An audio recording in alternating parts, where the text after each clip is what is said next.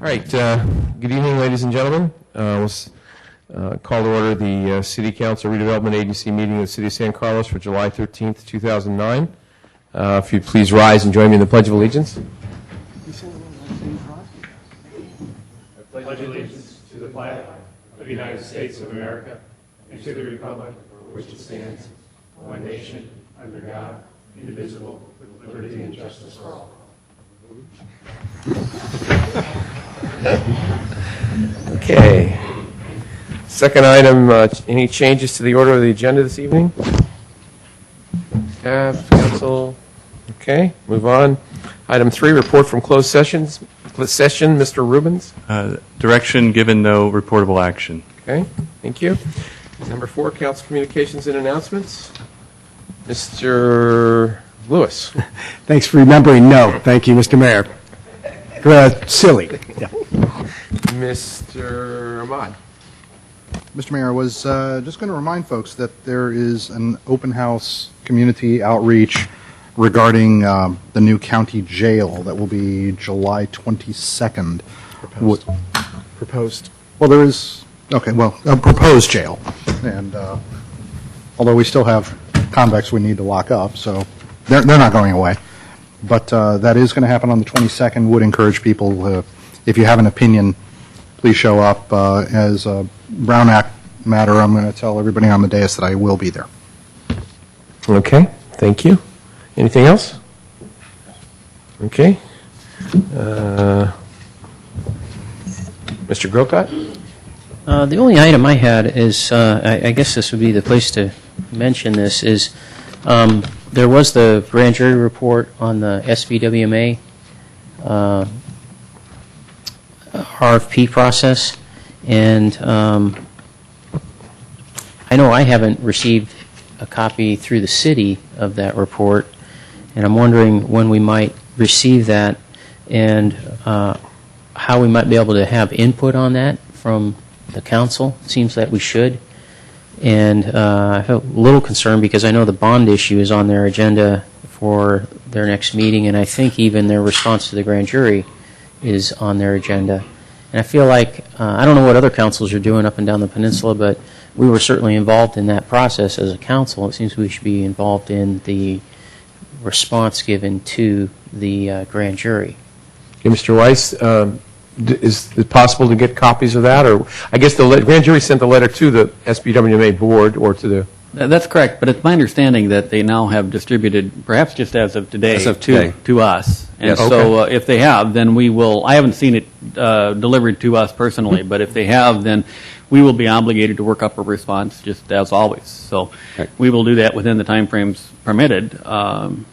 Right. Okay, so, but well, I'm just curiosity. I mean, the board, SBWMA is going to give a response. On the 23rd, I believe they're going to consider this issue, which is Okay, before our so next they'll council be writing a response, but are all the different cities going to write responses too? If it was distributed to all of the cities, normally they ask for a response. Okay, fine. I was just asking the process. So, Now, looks like so Mr. Mayor, regarding the bond issue, which is on their next meeting, is there a way perhaps we could, I don't know how we would take this issue up. We can't do it right now because it's not on our agenda, but if we could somehow give direction to Mr. Mora on the bond issue. It's coming up before we meet again as a council, is it not? Yeah, let me make a couple comments to emphasize or to underscore what Mr. Weiss said. We did get the letter today addressed to the city, so it's my assumption that all 12 SBWMA agencies got a similar letter from Judge Miram, which means that we have until the first meeting in October to respond to the grand jury.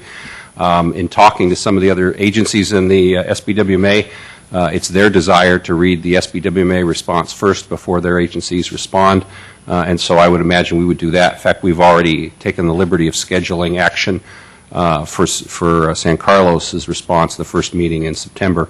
As far as the bonds, actually, as I recall, the grand jury's report, they didn't get into the bonds. They asked a lot of questions.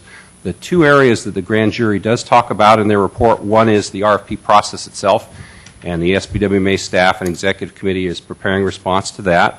And the second area they get into is the question of whether or not elected officials should be on the board. So they did explore many, many areas, but the only two that, as I recall, that they talked about were the RFP process and the board composition, not the bonds. Okay, very good. Thank you. Okay. Anything else, Mr. Grocott? I believe that's it. Okay. Mr. Royce? Yes, two items. First is with summer, one of my favorite events always kicks up after the 4th of July, and we already had one, our summer concert series on Friday evenings from 6 till 8 p.m. In Burden Park. Gene Archibald from Park and Rec does a great job in organizing this event. It's the 19th year. We get more than 1,000 people. It's free. We get seniors. We get kids. We have a new playground to play on, and we always bring in some new tunes. So I welcome you to, don't worry about who's playing, but the next 5 Fridays, we will be there. Summer concerts at Burton Park at 6 p.m. every Friday until the middle of August. Second item, just like to maybe ask the mayor on some advice here. On our last meeting, there was an item in which we talked about the service elements of our waste program, and an item that I brought up towards the end of that agenda item was an interest that I had in reviewing our billing cycle, in which the SBWMA for businesses and, of course, multi-residential apartments, they bill like other bills where you receive the service for the month and you pay at the end of the month. But it seemed like 4 or 5 years ago with the conversion from BFI to Allied, residents were beginning to be actually charged for the quarter in advance, so that a billing in April, you would be actually paying for May, June, and July. I thought there was some interest when I made that presentation. I know the mayor and Council Member Grocott made some comments, Omar didn't. But I'd like to kind of just resurface that. I asked our city manager and didn't think that there was an action item, but would like to kind of poll or just get some flavor from the council if council felt that we should pursue the issue. And what the issue is making a recommendation to the SBWMA to basically to go to a quarterly billing might be a good idea, but to basically have some flexibility in moving the payment date due in the middle of that cycle rather than totally prepaying 3 months of garbage bills. And so with that... Mr. Rubens, we can't, of course, I mean, I just want to make sure we do this properly. This was a report, not an agenda item, Right. of course. Do we need to make an agenda item to discuss this issue then? You would have to put that on a future agenda. Okay. Reporting is okay. Yeah. Okay. No, I understand what he did was fine. I just want to, for the next Yes. step, I'm just saying put it on, so if people want to put it on to agenda, is there interest in the council to put it on an agenda, as an agenda item, or? Sure. Or not? Okay. Yes. There's consensus to do that, so. Can I Sure. update Certainly. Mr. Moore? the council on this item? We did a couple things in response to that, and actually I also have an update on another item I can mention to you as well on that topic.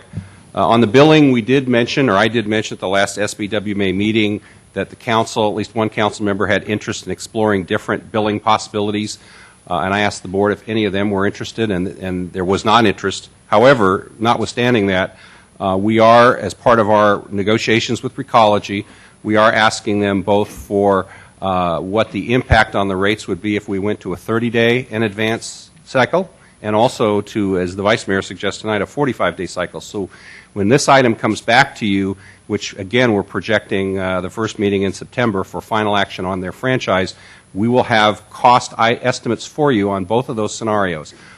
In our preliminary discussions with Recology, we believe that those will increase the rate somewhat, but as of tonight, I don't have numbers for you yet on what that will be. The other thing I wanted to mention to you, just in passing, again, as an update from your discussion last time, the council expressed interest in the 20-gallon automated container, either having a 20-gallon sticker on the outside of the bigger container with the insert. That has been agreed to already, so we're good there. But I'm pleased to tell you that working with SBWMA staff at Recology, believe it or not, we have located a vendor who does indeed make a 20-gallon automated container. There is one now. They are not SBWMA, not Recology's supplier. However, we are negotiating now to see if there is a way to, at least in the San Carlos deal, this may not necessarily affect all 12 cities, but at least in San Carlos, that option may indeed be available to our residents. So again, we'll have more for you on that in September. Okay, great. So through the chair, just Yeah, Mr. clear. Weiss. Is it still the council's desire, after having heard that update, to put this on the next council agenda for discussion with respect to our representation to the SBWMA board? As Brian indicated, it's been mentioned there. There wasn't much support. He could mention it again if the council chose, but that would be the thing that the council would decide at a subsequent meeting if we put it on the agenda. So I just want clarification as to whether or not the council wants this item on the next agenda or not. Okay, what do you guys want to do? My only concern is we've had a significant level of conversation about something that should be on at least a public agenda. If nothing else, is an update so public has a chance to give us some feedback on it. That's my only thing. So I would say we should. All right, put it on the next agenda. Okay. All right, thank you, Mr. Weiss. Thank you, Mr. Morrow. Okay, I have no communications or announcements this evening. Number 5, presentations. 5A, recognition of and proclamation to Black Mountain Properties, our 21st certified green business in San Carlos. Yes, thank you, Mayor and members of council. Brian Moore, Assistant City Manager. As you know, from time to time, the council and the mayor recognize certified green businesses. These are firms in San Carlos and throughout San Mateo County that have gone through an exhaustive process, an 11-page self-assessment process. They have changed their recycling programs, improved their water, or reduced their water consumption, and in many cases redone their electrical systems and relamping. Tonight, we honor our first landlord, Black Mountain Properties, and I think what's of note here is that prior to this award, 2 of the tenants of Black Mountain Properties, namely the Optimal Fitness Center and Electric Green Showroom, have previously won certification. So it's very gratifying to see now we have a landlord, and hopefully there'll be many more in this process. So I'd invite the mayor to come down and to give an award to the Black Mountain Property folks. And my understanding is that Tony Bullock and Jim Zanotti are here tonight from Black Mountain to receive those awards. Okay, thank you, Mr. Moore. I'm going to hand these to you first. Congratulations. Thank you. Thank you. Congratulations.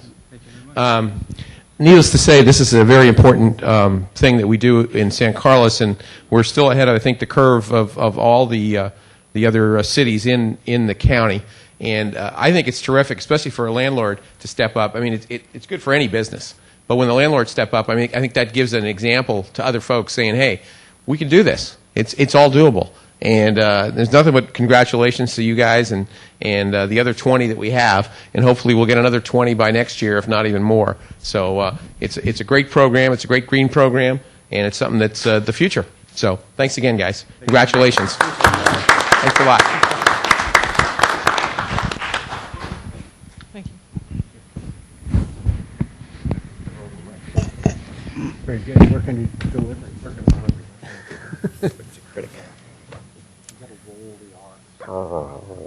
Okay. Get them banged. 5 is done. We move on to 6, public comment. Persons wishing to address the City Council on matters not on the posted agenda may do so now. Each speaker is limited to 2 minutes. So I have a couple of speaker slips, and if there's some other folks, we certainly listen to them. The first slip I have is Pat Bell.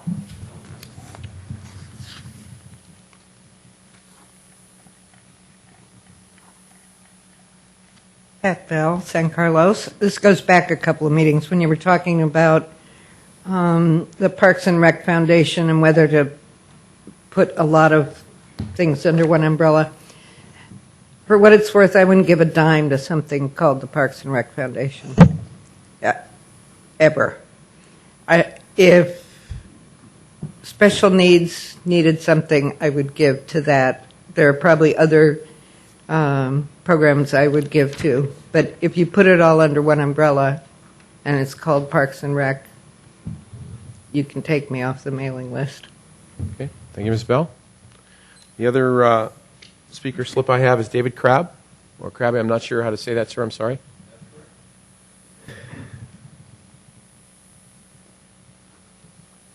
Hi, David Crabb, 289 Crestview. It's interesting that I'm just followed a green building or a green business award. I want to talk about Vista Park. Vista Park, a year and a half ago, we were at a great ceremony where they dedicated rededicated the park for having replanted it and cleaned it up and all whatever. and it was a great thing, and we have it on our letterhead, and it's green. Have you been out to the park lately, any of you? It looks like crap. It has not been maintained. The city has not been maintaining it. San Carlos Green occasionally will have a weekend where they'll ask volunteers to come out for a Saturday afternoon. I've volunteered a couple of times. I live just down the road from the park. Go through it all the time. But go up and look at it. It does not look very beautiful. There's a lot of weeds growing up. The pathways are covered with weeds. The grasses have grown. It needs to be weed whacked. And I don't know what the problem is. It's always been the often of the city in terms of park and rec, and it still seems to remain that way.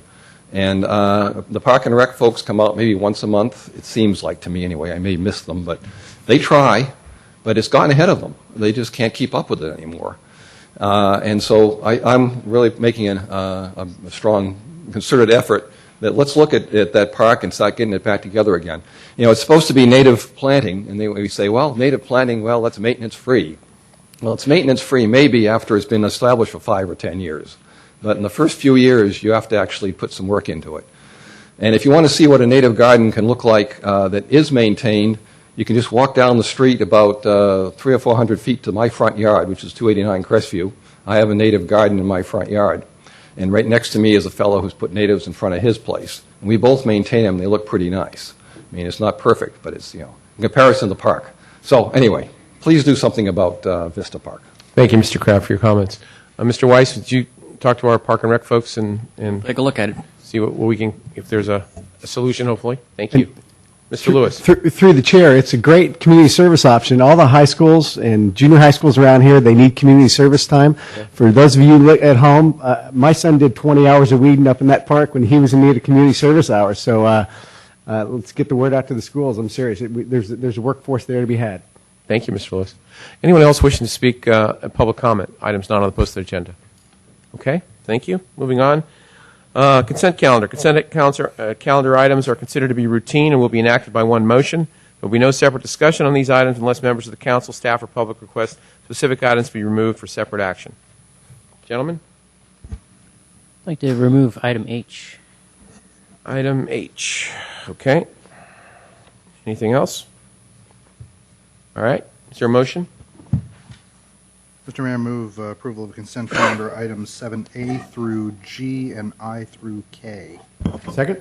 It's been moved and seconded on to approve items 7A through G and items 7I through K. Any other discussion?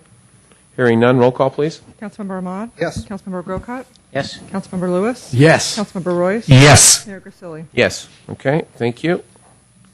And 7H will be discussed after our new business. Okay. All right, moving on. Reports to council. Mr. Weiss, any reports to council today? We have nothing additional to report at this time. Okay, thank you. All right, item 9, public hearing, consideration of a resolution approving the National Pollutant Discharge Elimination System, NPDES stormwater charges for fiscal year 09-010. And it's been noted here that staff recommends we continue this to July 27th. Is that staff's recommendation? That's the recommendation. Okay. Mr. Mayor, move to continue item 9A to the July 27, 2009 meeting. Is there a second? Second?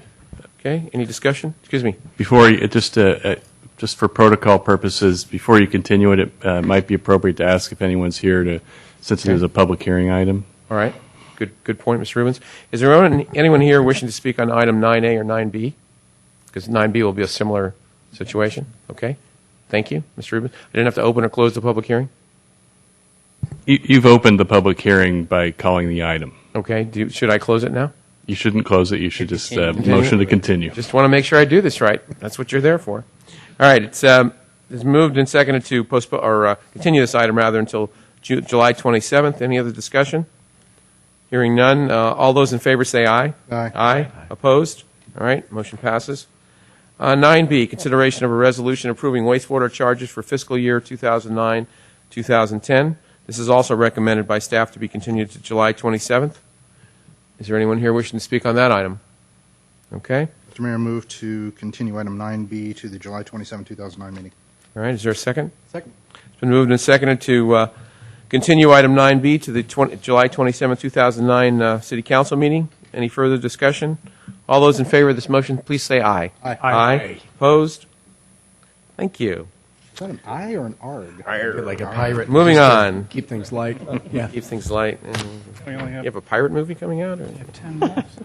All right.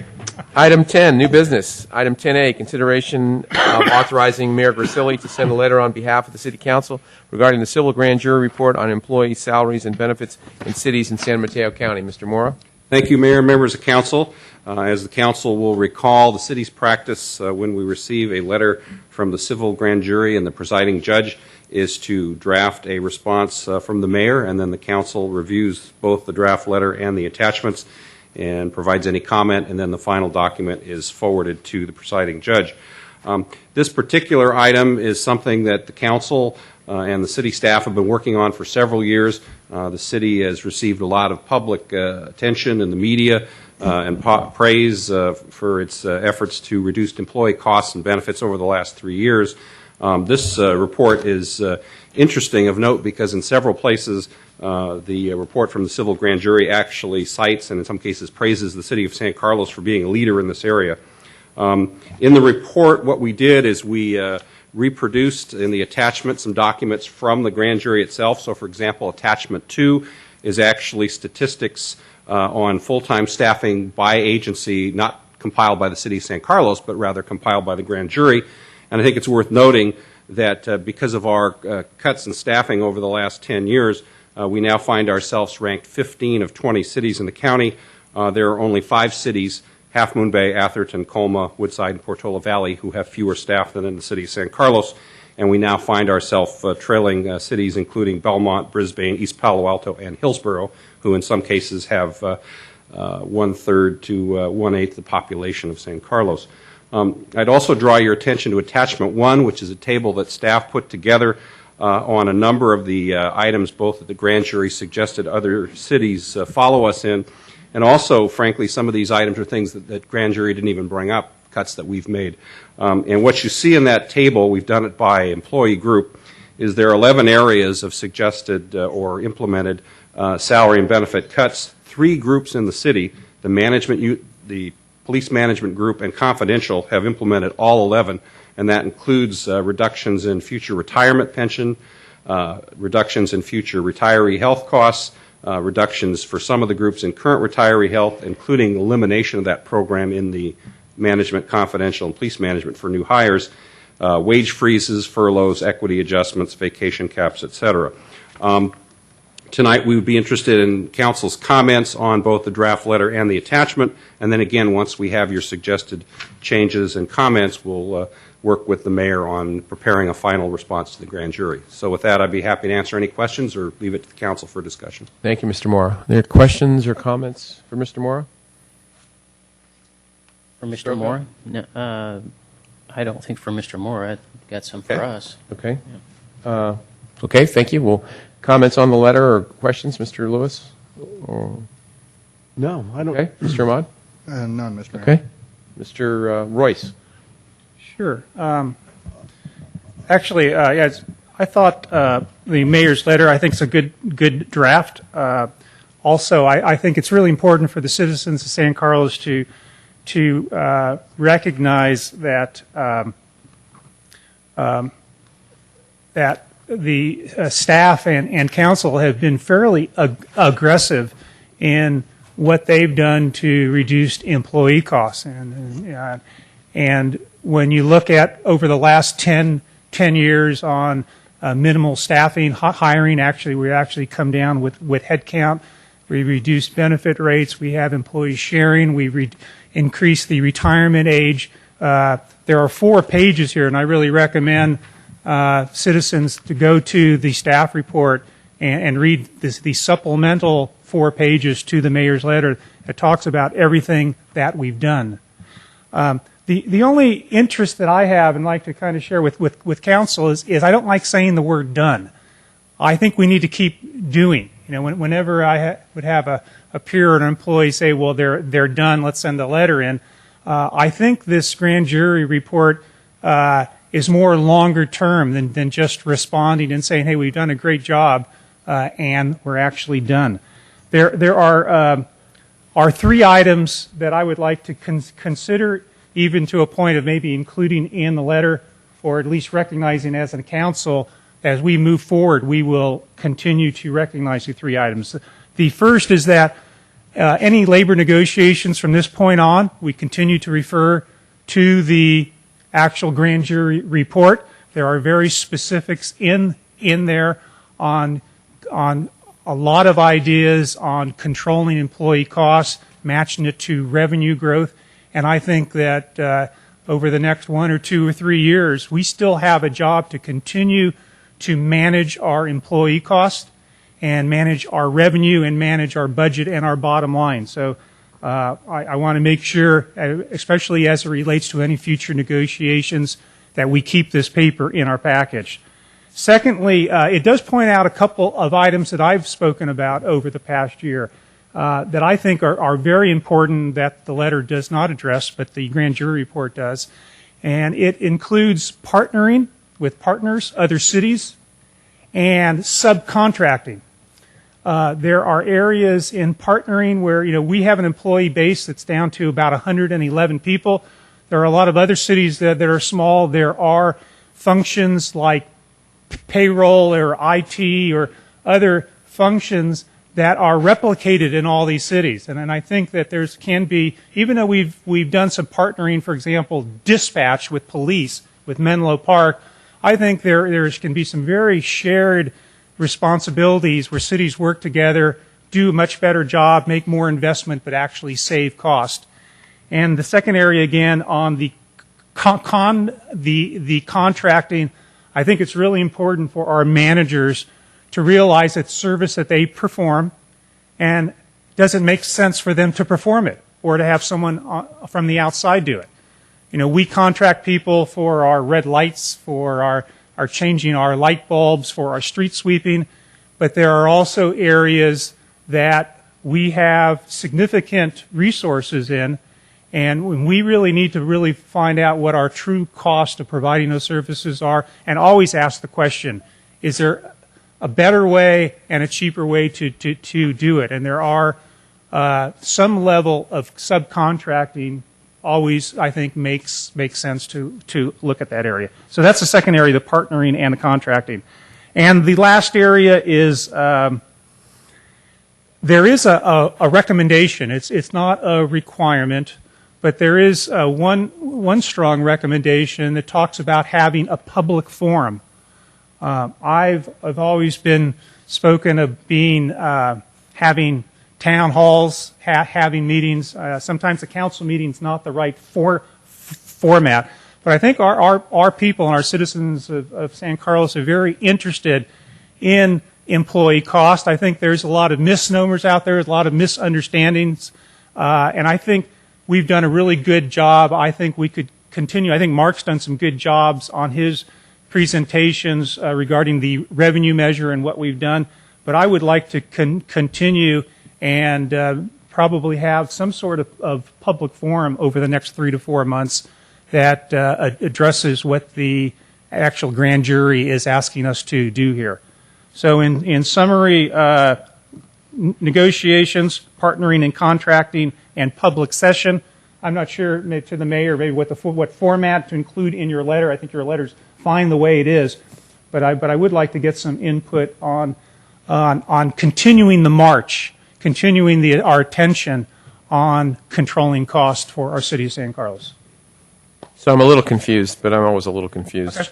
Do you want some of this in the letter or not in the letter, or that was just some comments? So I in guess general? to keep my recommendation clear, yeah, I would prefer that we talk in the letter. These are additional things that we are doing, that we, from a city council, are committing to the grand jury to do. Yeah. Committing is always something I'm always concerned about committing.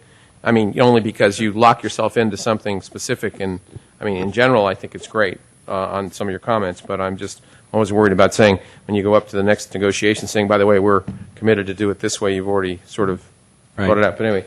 Can I just add a point, Mayor, through the chair? Item number 5 in the attachment is our draft attempt to get at some of the comments that Vice Mayor made about contracting in and contracting out. As I'm sure the council knows, we've kind of done it on a case-by-case basis. For example, we used to do street sweeping in-house, and now it's contracted out. On the other hand, we've had functions like some of the staff in planning and public works that used to be contracted out, and now it's contracted in. So we do it on a case-by-case basis, and that is described at the bottom of page 3 and the top of page 4, but certainly the council could look at that wording and, adjust it as needed. Thank you, Mr. Morrow. Okay, well, why don't we get everybody's comments, and then we can try to figure out if we want to change specifics on this or not. Okay, Mr. Grocott? So my comments are, in some regards, in some cases, the same as or similar to Randy's. I also took note that the grand jury report makes a point of these public involvement, holding a public hearing to, if nothing else, inform the public on the things that the grand jury learned about when they looked at all these issues. I think, we just spent a lot of time doing a bunch of town hall meetings that the city manager managed or took care of regarding the revenue measure and where we are with our budget and revenues and so forth. Why not for this kind of thing? And actually, when I go back to our council retreat, that's the kind of thing I was asking for. That if we're going to talk about revenue measures and our budget, we also need to talk about what 70% plus or minus is our cost and why they are what they are and what we're doing with our expenses in that regard. So I could see holding some public hearings on these issues, and related to that also, I had some recommendations about how we go about doing negotiations, and the grand jury report talks about this, something to counterbalance the way negotiations are conducted with our employee groups, because the way it happens now, the public is pretty much unaware of anything going on until we're all completed and finished, and then we report out from closed session on what those items are and what we decided. And I think we need to look at this issue more critically, and what I would recommend is that we, similar to what this says here, is that the first volley by a labor group should be in a public hearing, so the public can hear what it is that's being asked for. And then we can go into closed session, maybe not at that meeting, but at the next meeting or whatever, and negotiate. But when we come out with the final, that final agreement, I'd call it a draft agreement at that point, we could accept, just like we do with, I think with municipal code. When we change the municipal code, we introduce it, and then it's there for 30 days, and that gives the public the chance to look at that code, see what we're doing, comment to us, write us letters or emails if they wish to, and possibly change our minds on some of the details of it. And I think that's what we should be doing with labor negotiations, so that the public is more aware of how we pay our employees, what the benefits are, and so on and so forth. Could I just interject for just one quick question? Mr. Rubens, isn't there state labor codes that, I'm not disagreeing necessarily with the concept, but that prohibit things like that from happening? There are some codes that constrain your ability to deal in open session about labor contracts, and it's something I could look into for you, certainly. Okay, well, that'd be good to do that. I think that'd be a good point to see what you actually can and can't do, because I think there are some specific rules and regulations on how you negotiate as opposed to how you do it in public or private. So if you would do that, Mr. Rubens, that'd be great. Yeah, one more thing, go ahead. It might be part of our response then, because that is in this report at number 5 of the report under increasing public involvement by A, holding public hearings before initiating closed session negotiations to counterbalance strong union pressure in city council elections, blah, so on and so forth. And it also talks about making placing the MOUs as a current agenda item after 2 weeks of making them public and invite discussion in a public arena. I have no problem with Yeah, what I someone understand, recommends, but- but they may not have had an attorney writing when they wrote that thing, so I just want to make sure we do it right. So that's, Yeah, we'll look into that issue. And could we hold off on sending the letter until we've looked into it and respond to it? Well, the response to the letters, I think it's due in September, and until since you don't September have any meetings 23rd. in August, you will have to keep an eye on the clock. The other thing I was going to mention, in items 8 and 9 in the draft response, it does allude, as Councilmember Grocott alludes to, the fact you do have a retreat coming up, and so some of these suggestions, such as the public forum that he mentioned, you could indeed put some of those things on in the next 6-month strategic plan if the council wishes. Yes, I would like to do that. I have no problem. Or at least discuss it at our. I have no problem discussing it as long as, again, Mr. Rubinskin has a chance in the next 30 days to take a look at what we can and can't do. Because, like I said, I don't have any trouble with people recommending anything, but I just want to make sure we do it properly because there are a lot of laws out there. So, And I had a comment or a question. The thing I noticed about this grand jury report, and indeed, as Mr. Royce said,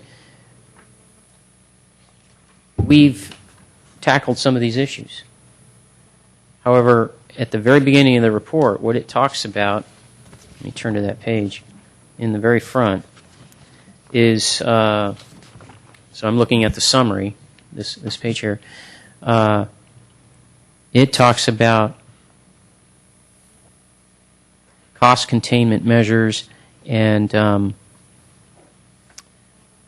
stopping the escalation of employee costs, not just, tweaking around the edges, if you will, but really stopping the escalation and turning it around. And I'm not so sure that that's what we've done. Like I say, we've made some changes, but we haven't really stopped the escalation. And that's what this is asking for, and I don't see us really addressing that in the letter. I tend to disagree with you. I think we have stopped the escalation, at least in future Have we? situations. For benefits, we certainly have. For benefits. And for new employees, we have. Now, for- you can make a for- case for the other side of the issue, but I think we have made a step, way more steps than some of the other cities on the peninsula have even woke up to the situation. But again, that's a matter of opinion, and certainly, we could be on different sides of it. Well, I guess then we are. Well, I'm not saying we are. I'm just saying it's one man's opinion could be Here different it from is others. just in the title. That's what I was looking for. Reversing the upward trajectory. When I read reversing, that means right now it's doing this. Reversing means turning it down, or at least making it go horizontal, or something. Understanding that when everything else in the market is having an increase in employee costs in the whole market, private sector and public sector is increasing, you would expect employee costs to go up. But right now, what we're seeing is drops in wages and salaries. I brought an article tonight that for later on that talks about exactly that. So I just want to make sure that I know a lot of work was put into this, so I don't want to just roll over on it and pass it out the door. So. I guess the way, I read the letters, it's not like our job is done, and that's the only, I think tonally both of you guys are saying, hey, we want to give the impression our job is done, and that wasn't the impression that I necessarily got from the letter. I would personally be completely, if we want to put in language to continuing effort, and maybe we can put a couple discussion subjects on, so there's some issues of protocol and process that we might want to review how we do them for the future. I think those are good discussions to have, and I good language in here. Continuing effort to reverse some of those upward trajectory of costs could be good language to put in the letter. But I certainly didn't read this as, hey, we're already doing great. Our job is done. I think we're on the road, perhaps better than many cities in the county, and we can continue to do a better job. I'm not sure anybody would argue with that. Well, I would through the chair, I would agree with what Mr. Lewis said, and that was Randy's point too, is that I think Adding language for continuing effort. We need some language that talks about, continuing the effort. We're not finished. That's okay. And it could be general, I think. Yeah, I have no. Without specifics. So consensus would be that we would add some language to show the continuing effort. And then we're going to be looking into Mr. Rubin's going to be looking into the other item.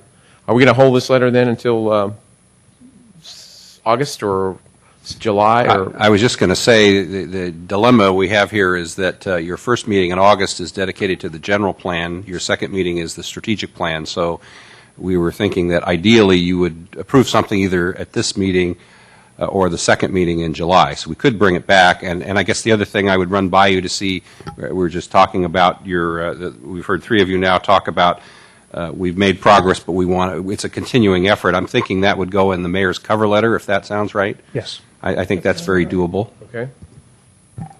What is the consensus of the council? We want to hold this up, or we want to send it out, or what do we want to do? I'm happy to approve it and trust that staff and mayor will work together and make the adjustments as we spoke about and include them. I concur with that. Okay, that we made some notes that you gentlemen took, because I didn't take any notes. I assume you did.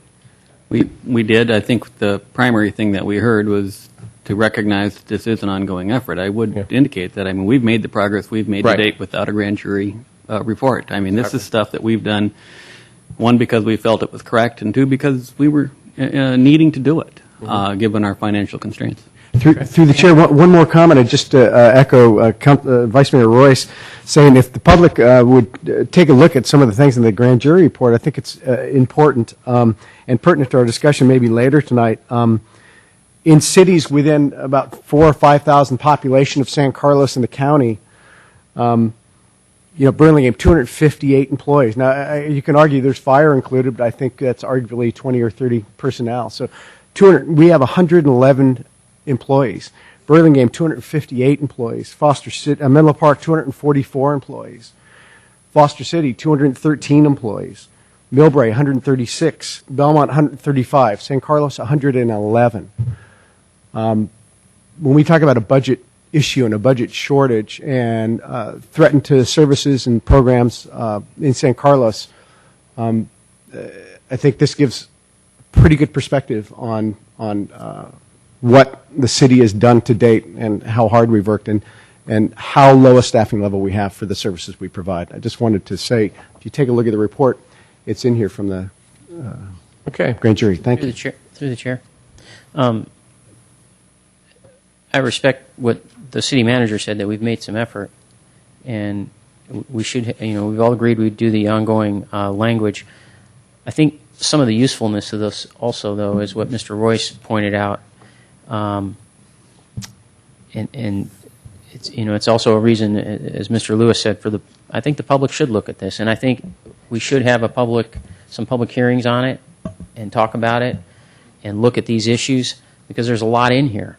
And one of the things I found of interest reading it is you can compare. Yeah, we're mentioned, but Hillsborough is mentioned for doing, health savings accounts.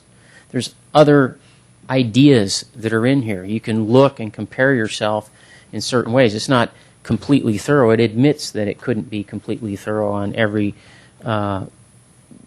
city, but it does give a lot of perspective and adds to our perspective. And I think Mr. Royce is right. This can be useful as we move forward. We can see ideas that other cities have tried and negotiated with their employees, things that save money and that work. So it's a useful document. Well, it's an ongoing situation. There's no question. It's not the end all be all tonight. That's for sure. Yeah. Okay. Any other comments?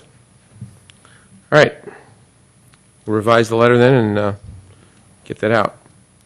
10B, presentation of results of the public opinion poll of San Carlos registered voters conducted by True North Research on city services and a potential revenue measure.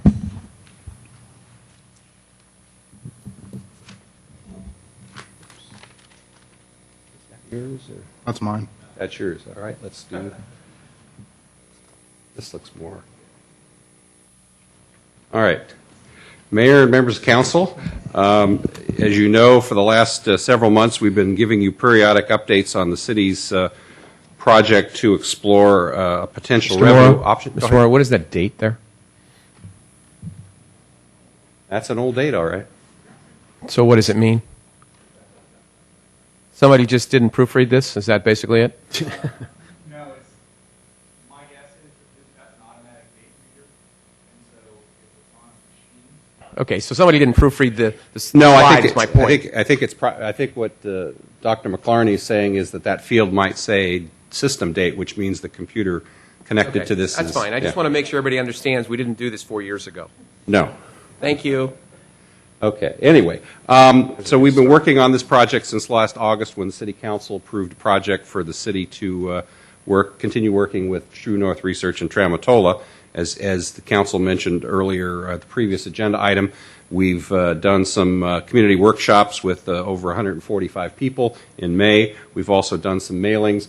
We had a web survey, and now we have done a scientific phone survey. And so tonight we have with us Dr. Tim McClarney, PhD from True North Research, and also Charles Heath from Tramutola LLC. They'll walk you through the highlights of this phone survey and answer any questions you might have about it. And then in the subsequent agenda item, the city manager and the city attorney will talk to you about potentially putting a revenue measure on the ballot. So with that, let me turn over to Dr. McClarney. Thank you. Good evening, Mayor and members of the council. We're a company that specializes in working with public agencies, primarily cities, in using survey research to develop a statistically reliable understanding of the communities that they serve. Tonight's presentation is the highlights of the survey that we recently conducted of San Carlos voters. There's a lot more information in the full report than we'll be able to go through here this evening, but this is going to provide a good overview of the results. And as I go through this presentation, I certainly welcome any questions from council as we go or at the end, whichever is your preference. So with that, I will just right-click on the mouse here. Okay, there we go. Before I talk about the results, it's probably worth taking a moment to review what the purpose of the study was, as well as how we went about conducting the study. This is what we call a revenue measure feasibility survey, and the two overarching questions are, first of all, is it feasible to put a revenue measure on an upcoming ballot? And by feasible, I mean, does it have a reasonable chance of success if you as a council were to vote to place it on the ballot? And then secondly, if the answer to that first question is yes, we do see feasibility, how would you go about structuring or packaging this measure in a way that it's well aligned with your community's priorities and needs and sensitivities, and is optimally positioned to receive a supportive vote on a particular ballot? Toward that end, we assessed a number of things in this poll. We wanted to get a measure of support today as it sits for both a UUT as well as a sales tax measure. We wanted to understand sensitivity to tax rates, in particular with the UUT. So as you fluctuate that UUT tax rate, what does that do to voters' willingness to support that type of a measure? We wanted to understand what types of improvements and projects most voters are most interested in funding. This would be a general tax, so it would go into the general fund. Council would have the discretion how to spend those monies. At the same time, we wanted to understand from a voter's perspective which of these projects and programs and services they would most like to see funded with these additional revenues should it be placed on a ballot and be successful. Also, we want to expose voters to arguments on both sides of this issue. Should council choose to place a measure on a ballot, there will be an election cycle during which some people will say positive things about this measure, and there may be opponents of the measure. For this to be a feasibility study, we needed to expose respondents to both sides of that debate so we could understand not only where are they today, but also where are they likely to be at the end of an election cycle in terms of their support for a measure. Methodology, and this is just an overview of how we went about conducting the study. This was a telephone survey. We did the interviews between June 13th and June 24th of this year, not November 2005. We spoke with 600 likely November 2009 voters, and by that I mean these are individuals who, based on their voting history and some other demographics, we anticipate would actually cast a ballot in the November 2009 election. Because we were looking at both a UUT and a sales tax as options, and we wanted to give both of those mechanisms an equal playing field in terms of looking at the support levels for each. We use what's known as a split sample, and this is where we took our 600 interviews and we divided them into 300 representative subsamples. So we had 300 individuals in sample A, let's call it, and those 300 individuals are representative of that likely November 2009 electorate. We did the same thing with a separate 300 sample. And in essence, we conducted 2 surveys at the same time, one which was focused on the UUT measure, one which was focused on the sales tax measure. The reason we did that was because research has shown again and again that if you try and present a single respondent with 2 different versions of a ballot measure, number one, it can cause confusion. Number two, whatever measure you introduce second receives an artificially low level of support in the poll. Why? Because you've just spent time talking about one particular measure and now you're shifting gears to a second measure. We've seen it happen time and time again. And so when you're considering 2 alternative revenue measures, you want to actually use a split sample so that they only receive one version or another. We assigned voters to each of those samples on a random basis. And one of the questions that has come up and has been asked is, well, why do we do that? Why can't we let a respondent choose, for example, which option that they want to support? One of the reasons for that is that's not a realistic scenario. If the city were to vote to place a measure on the ballot, voters are going to have the option of voting up or down on a particular measure, be it a sales tax or a UUT. They're not going to have the option of choosing one over the other.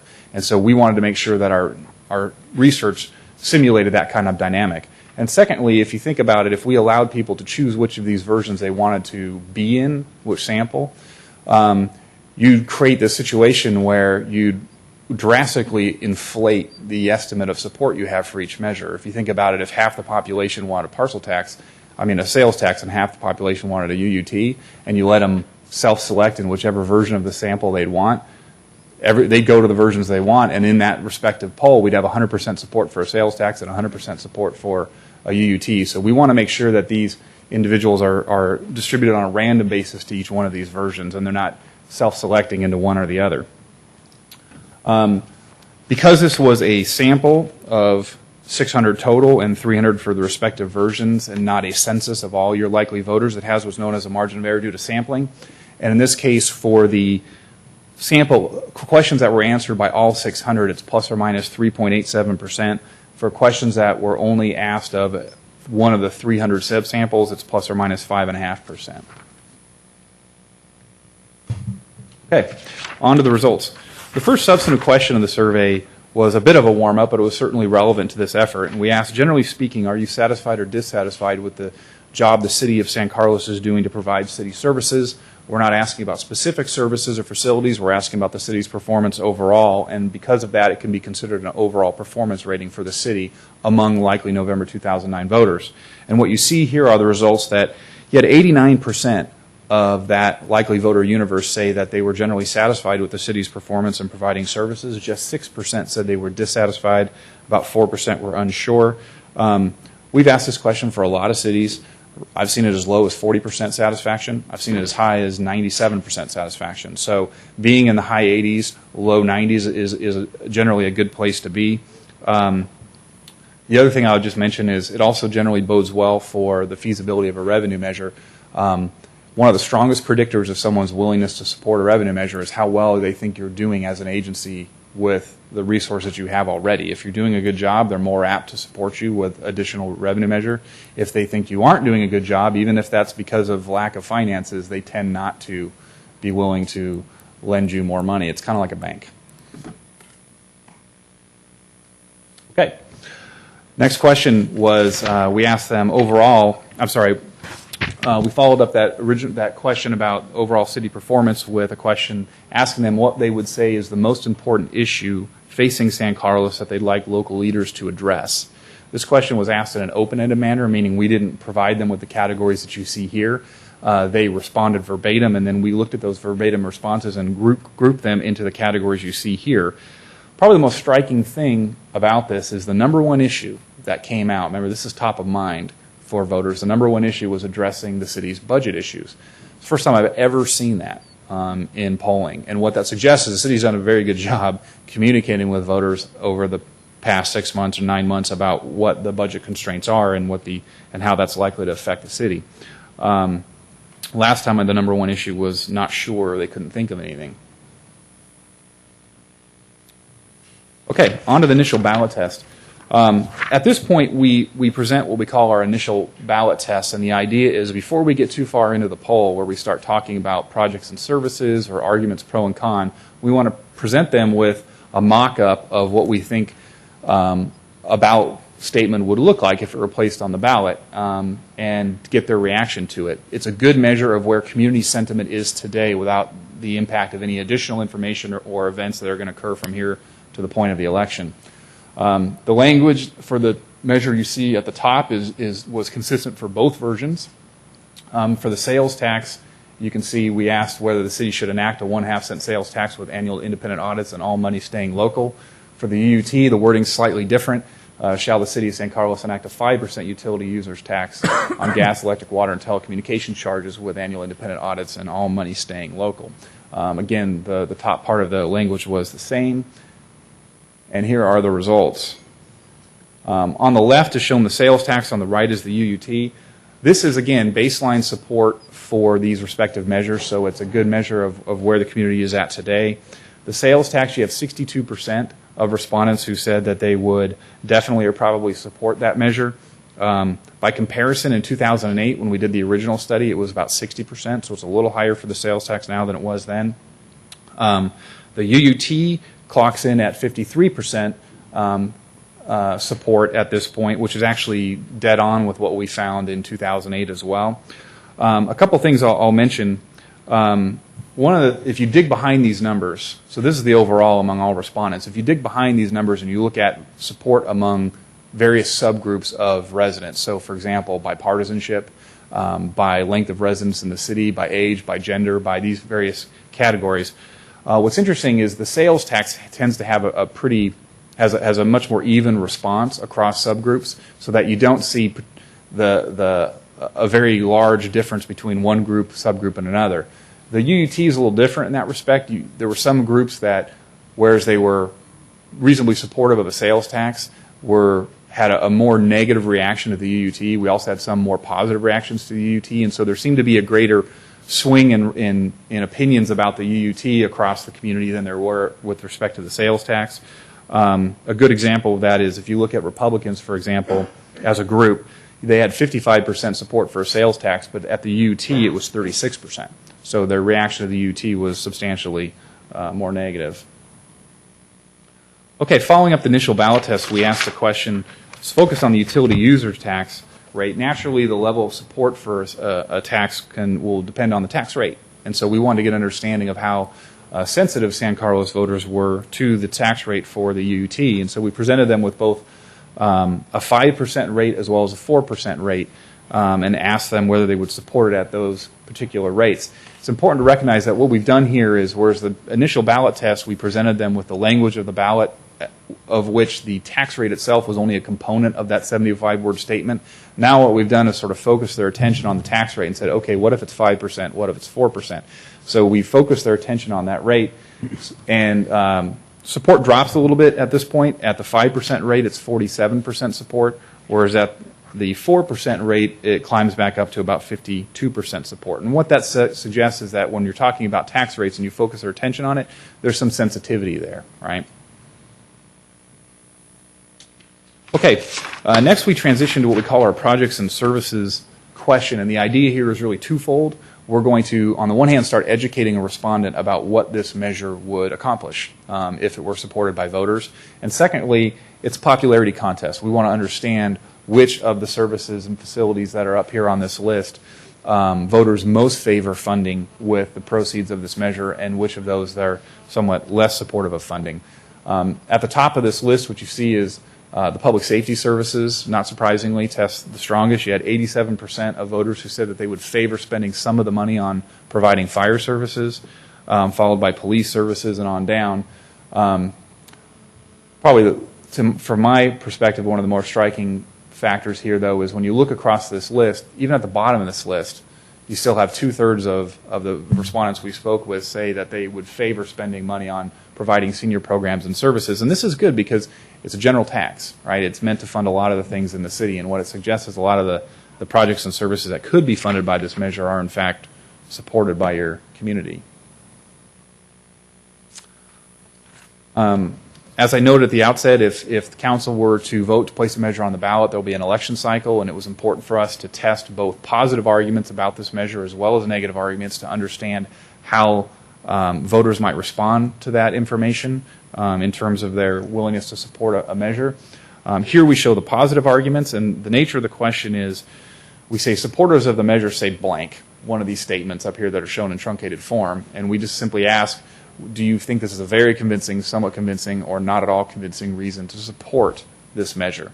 And we've sorted these statements by their order of how compelling voters felt they were. Top of this list was all money raised by this measure will be spent locally to maintain quality of services in our community. It cannot be taken away by politicians or Sacramento to be used for other purposes. The number 2 argument there was when you need emergency care, you need it fast. Minutes count in these situations. This measure will ensure we have enough police officers, firefighters, and paramedics so they can respond quickly to emergencies. Again, though, if you look across these statements, there's a lot of sort of compelling, positive statements that can be made on behalf of this measure that voters find convincing reasons to support the measure. At this point, we circle back with a respondent. Now, they've heard the language once before, the ballot language. They've been exposed to the possible tax rates for a UUT. They've heard about the projects and services that could be funded. They also have been exposed to positive information about these projects. So often this is the high water mark in terms of support measurement in a poll like this. And what you find is that at the sales tax, support the sales tax is 63% at this point, and that the gap between the UUT and the sales tax closes somewhat, and support for the UUT is 59%. So the sales tax went up about 1 point from that initial ballot test, whereas the UUT went up about 5 points.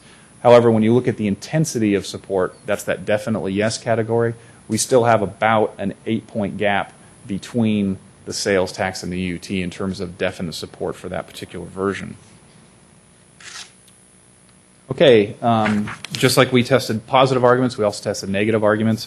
And the top negative arguments were that the city needs to live within its means, just like everybody else, and that this tax is unfair to seniors and others on fixed incomes for number 2. And then the third top-ranked one was an argument that pertained to the UUT. It's not fair for the city to tax gas, water, electricity. These are essential household items that people have to use.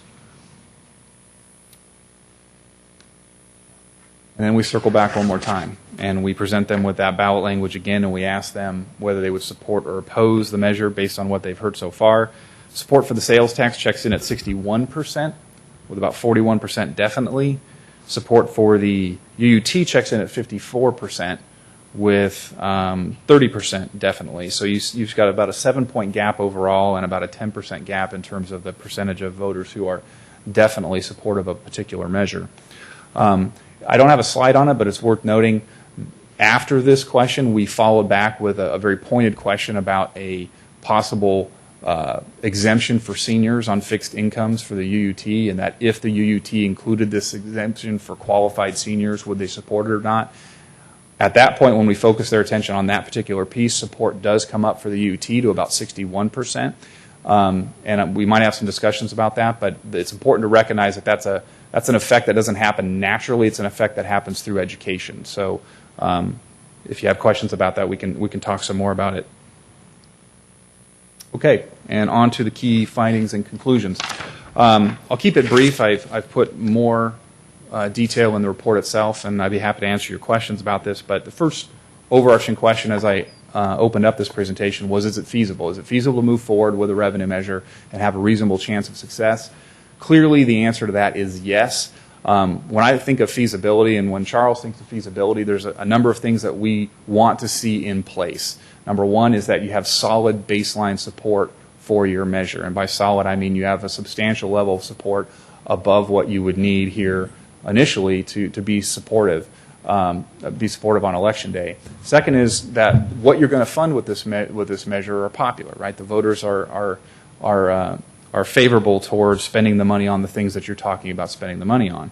And then thirdly, that you have positive messages about your measure that resonate with voters, that when they hear these things about why this measure is needed and why it should be passed, they see those reasons as being compelling to continue their support for a measure like this. I think it's also, sort of as an aside, worth noting, we do this with other cities, and you have an interesting situation where you had a survey done in 2008, very similar to this one. Results are actually reasonably consistent. In fact, the support levels, despite everything that's happened in the last year in terms of failing economies and state budget crisis, increases in state taxes, that support levels for these measures have maintained themselves pretty consistently in your community.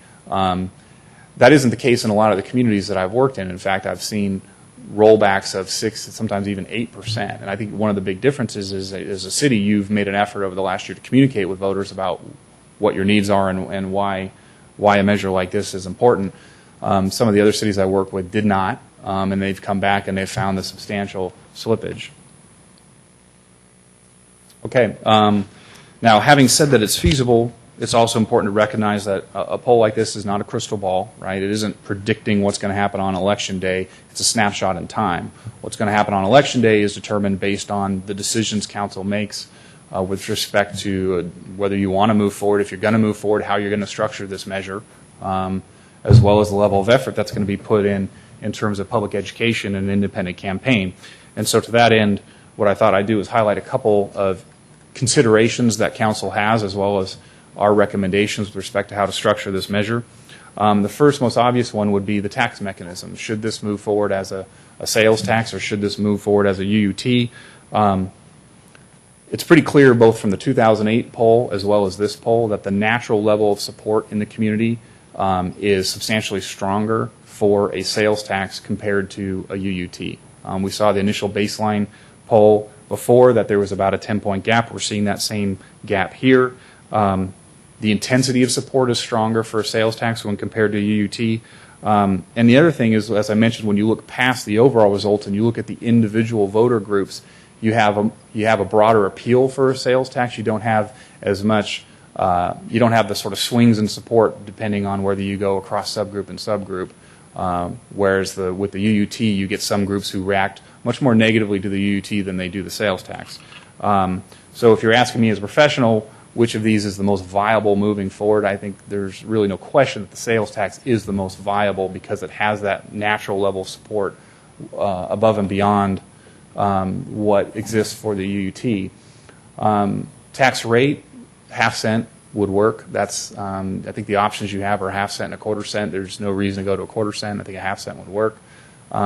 Secondly is duration. How long should this measure be? We tested a measure that was 6 years. That would be our recommendation, to stick at the 6-year level. You don't want the duration of the measure to become an impediment to a voter's willingness to support it. Finally, anytime you're going to place a measure on a ballot, I don't care what agency it is, it's incumbent upon you to make sure you're educating your voters about what it is you're asking them to vote on. And so when you consider if the council decides to place a measure on a ballot, it's important that that communication still continue over the course of moving forward. So with that, it's the end of my slides, and I welcome questions and comments from council. Okay, thank you, Dr. McClarney. Questions? We'll reserve comments later because we have some folks that want to talk, but questions for Dr. McClarney? Mr. Lewis? Yeah, being on the Revenue Subcommittee, I've had plenty of time for questions. Okay. Mr. Ahmad? A couple of quick ones. First of all, I think you did say that these are likely voters, but I was kind of going through the data, and I'm... Sure. We looked actually at two. If you think about the likely November universe, there's a likely November universe on the natural, and what that would be was individuals who, if totally left alone, meaning it was a typical turnout scenario, they're the kind of people who would go to the polls, right, naturally. That represented the bulk of this sample. But we also wanted to understand, what if there was an issue on the ballot, for example, that drew more people out? So you had a higher than expected turnout in November. We also included a layer of those individuals in this sample as well. So these are people who we wouldn't expect to turn out in a low or typical turnout scenario, but we would expect to turn out if this were a high turnout scenario. So we tested the high version with subsets of the other version as well. I was also curious about the sunset provision that you've got a 6-year. Did you test any other time frames? Is the issue 6 years, or is the issue that there is a sunset? We tested 6 years in here. We didn't test another variation on this. And one of the things you'll find with sunsets is when a voter is asked to vote on a revenue measure, they tend to look at what's it going to fund and how much is it going to cost. They tend not to focus on the tax rate. However, on the duration. However, if for whatever reason, through campaigning or whatever, the focus becomes the duration, suddenly 10, 12 years starts to sound long, right? Like a long time. And even 20 years can sound like a long time.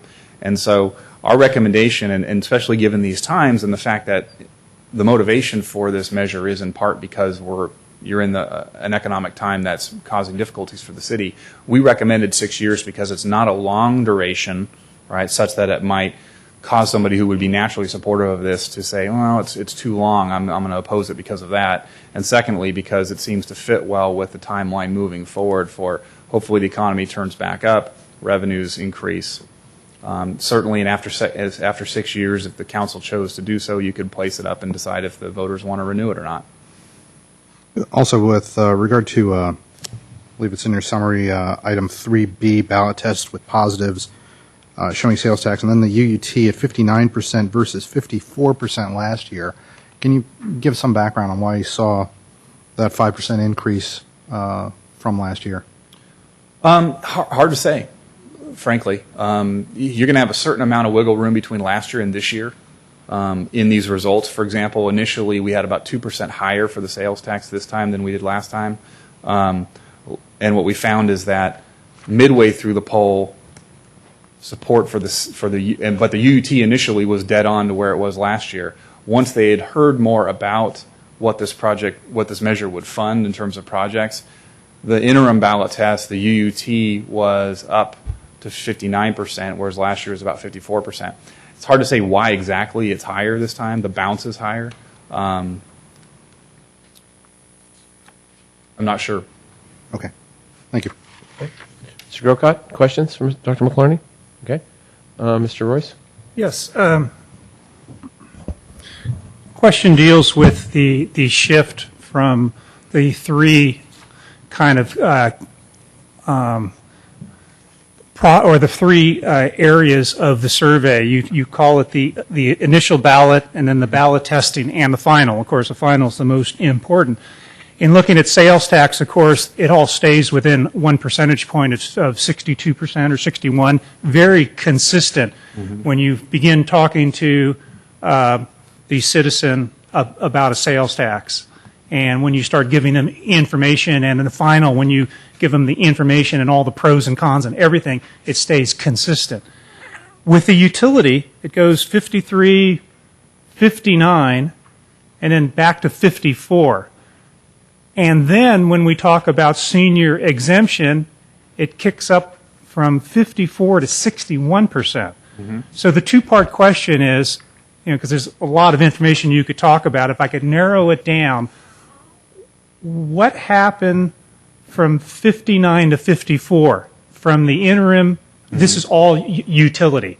From the 59 to 54, and then what happened from 54 to 61, especially if you're talking to only 300 people, and considering there's a small percentage of those that are senior citizens, they're 10 or 15%, 18% or something, to increase 7 points is a significant, in other words, are the younger people and the middle, are all those groups impacting that senior? Or it just seems like it's a terrific impact to 61% with such a small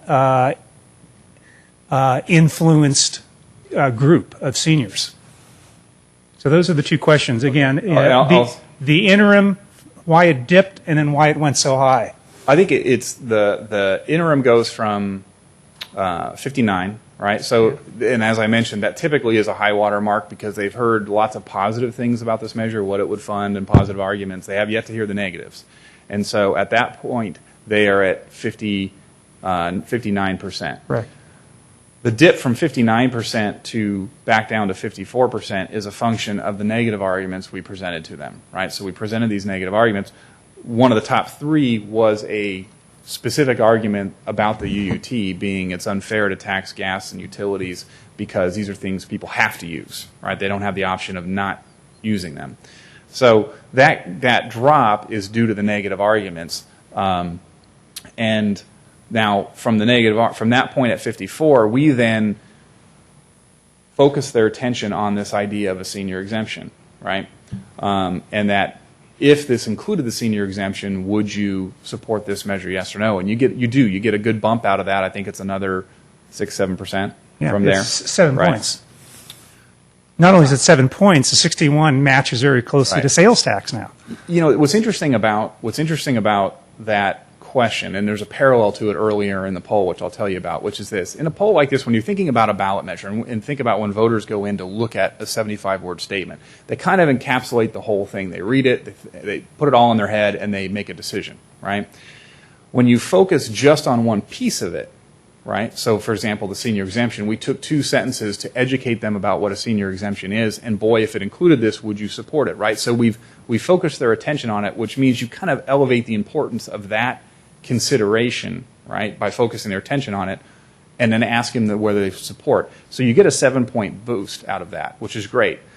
The real question, though, is what happens if it were just in the ballot test itself as a 2 or 3 word statement, right? Would you still have a 7-point bump? In my experience, no. You might get anywhere from maybe 2 to 4 points out of that because you haven't spent 2 sentences talking about it. You're going to get maybe 3 words to talk about it in the space of a ballot test, right? The reason we didn't have it in the ballot test, by the way, was because it was not a foregone conclusion that there would be a senior exemption in the UUT, and if we included it in the ballot test, we'd have no way to take it out and tell you what would happen, right? So we didn't test it with the ballot test. We waited till the end to talk about it. The earlier parallel to this, meaning by focusing on that issue, you kind of raise the importance of that factor, and that's a positive thing, right, the senior exemption.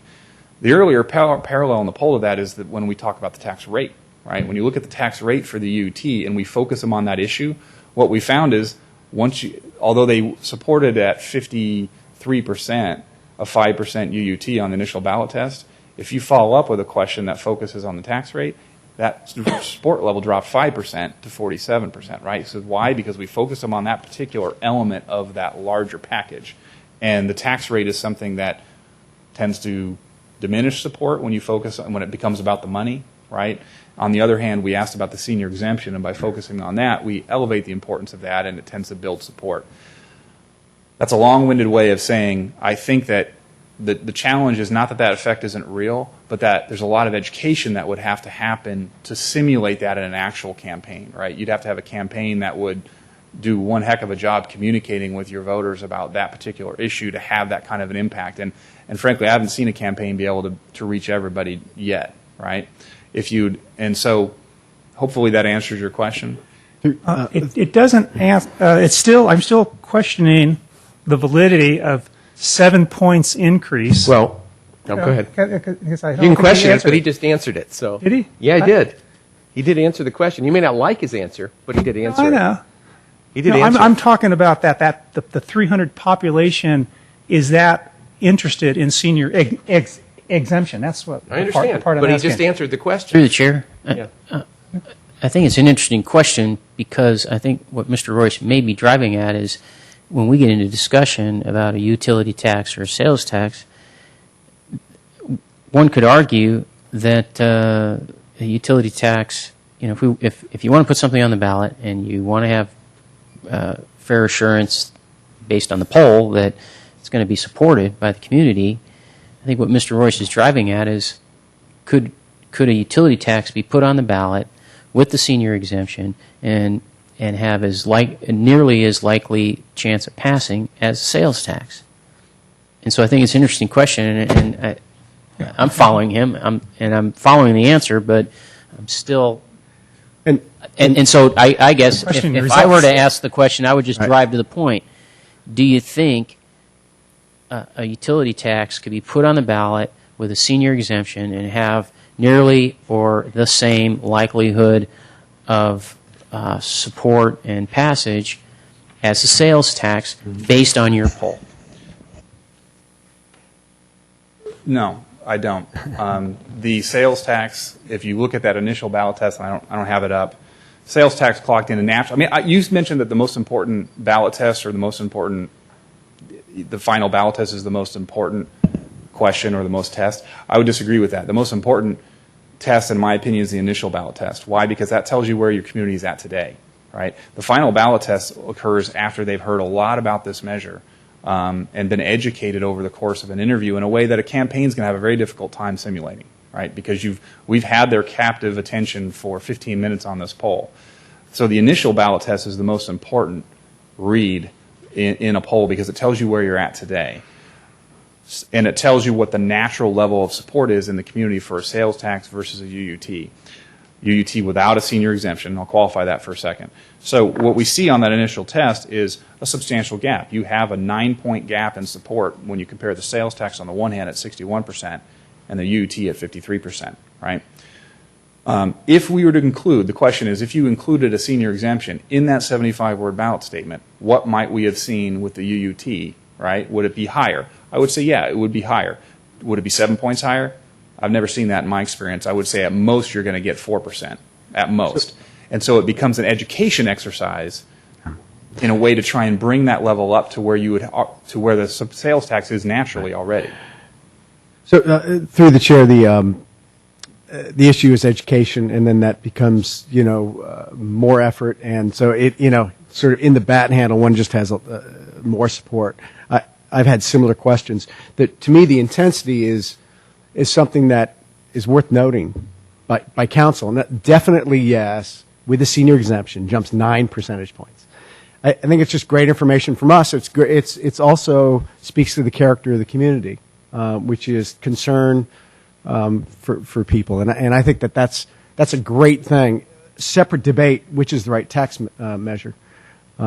Certainly happy to hear Councilmember Grocott entertaining the tax measure tonight. Just glad to hear you pose that question. To the chair, I did not, I'm not quite do finished. that, but No, I simply was trying to clarify I'm not quite Mr. finished. Sorry, Royce's it was point. fantastic to you pose that question. But anyway, that definite yes intensity, I think, is the statement on the community. Education is, I think, a key component in this. Yep. Thank you. Thank you. Thanks. No, Okay, I appreciate it. We've got a couple people that want to talk on this, ask or make comments, I should say, on this. First one is Vaughn McClure.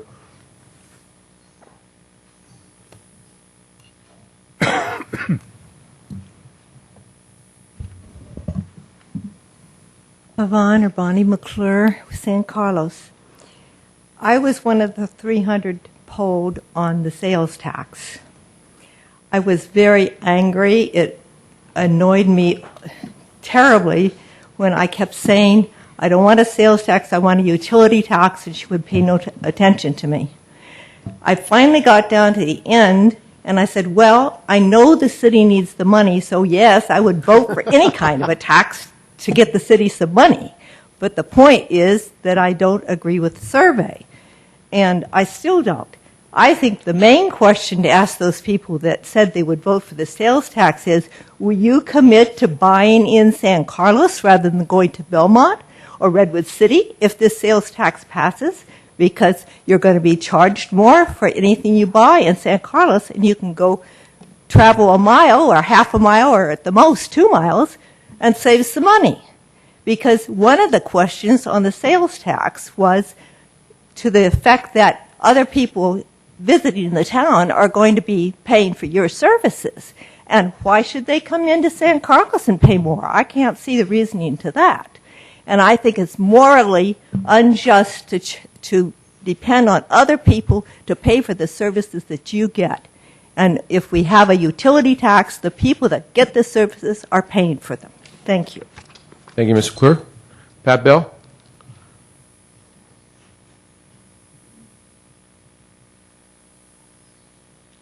Pat Bell, San Carlos. Just to follow up on what Bonnie said, what worries me about the sales tax and whether people buy in San Carlos is that B2B construction material component of our income, which is very, very important to San Carlos.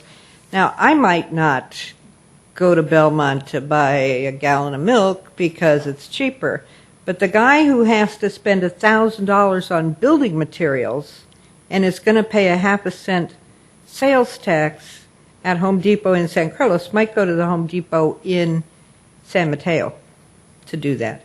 And we don't want to drive that segment out of San Carlos. We want them to thrive here. I know you've had a lot of complaints about the methodology of this survey, and I agree with all the ones I've heard. I also, and I know that you've heard from at least one PhD who thinks the methodology is just appalling. As a layperson who is not an expert in this area, I think the biggest problem is Dr. McClarty talked about a natural level of support.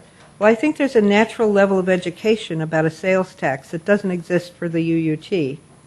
The most I've heard, and I pay as much attention as most people in this town to what the city has to say, the most I've heard about the UUT is, well, the staff thought that it would be better because it's greener, and we were surprised that people wanted a sales tax. Well, how many people know what a UUT is, what it would mean to them? Not very many, I would suspect. And when I gave up my landline and went to cell phone only, it never entered my mind to call voter registration and change my phone number.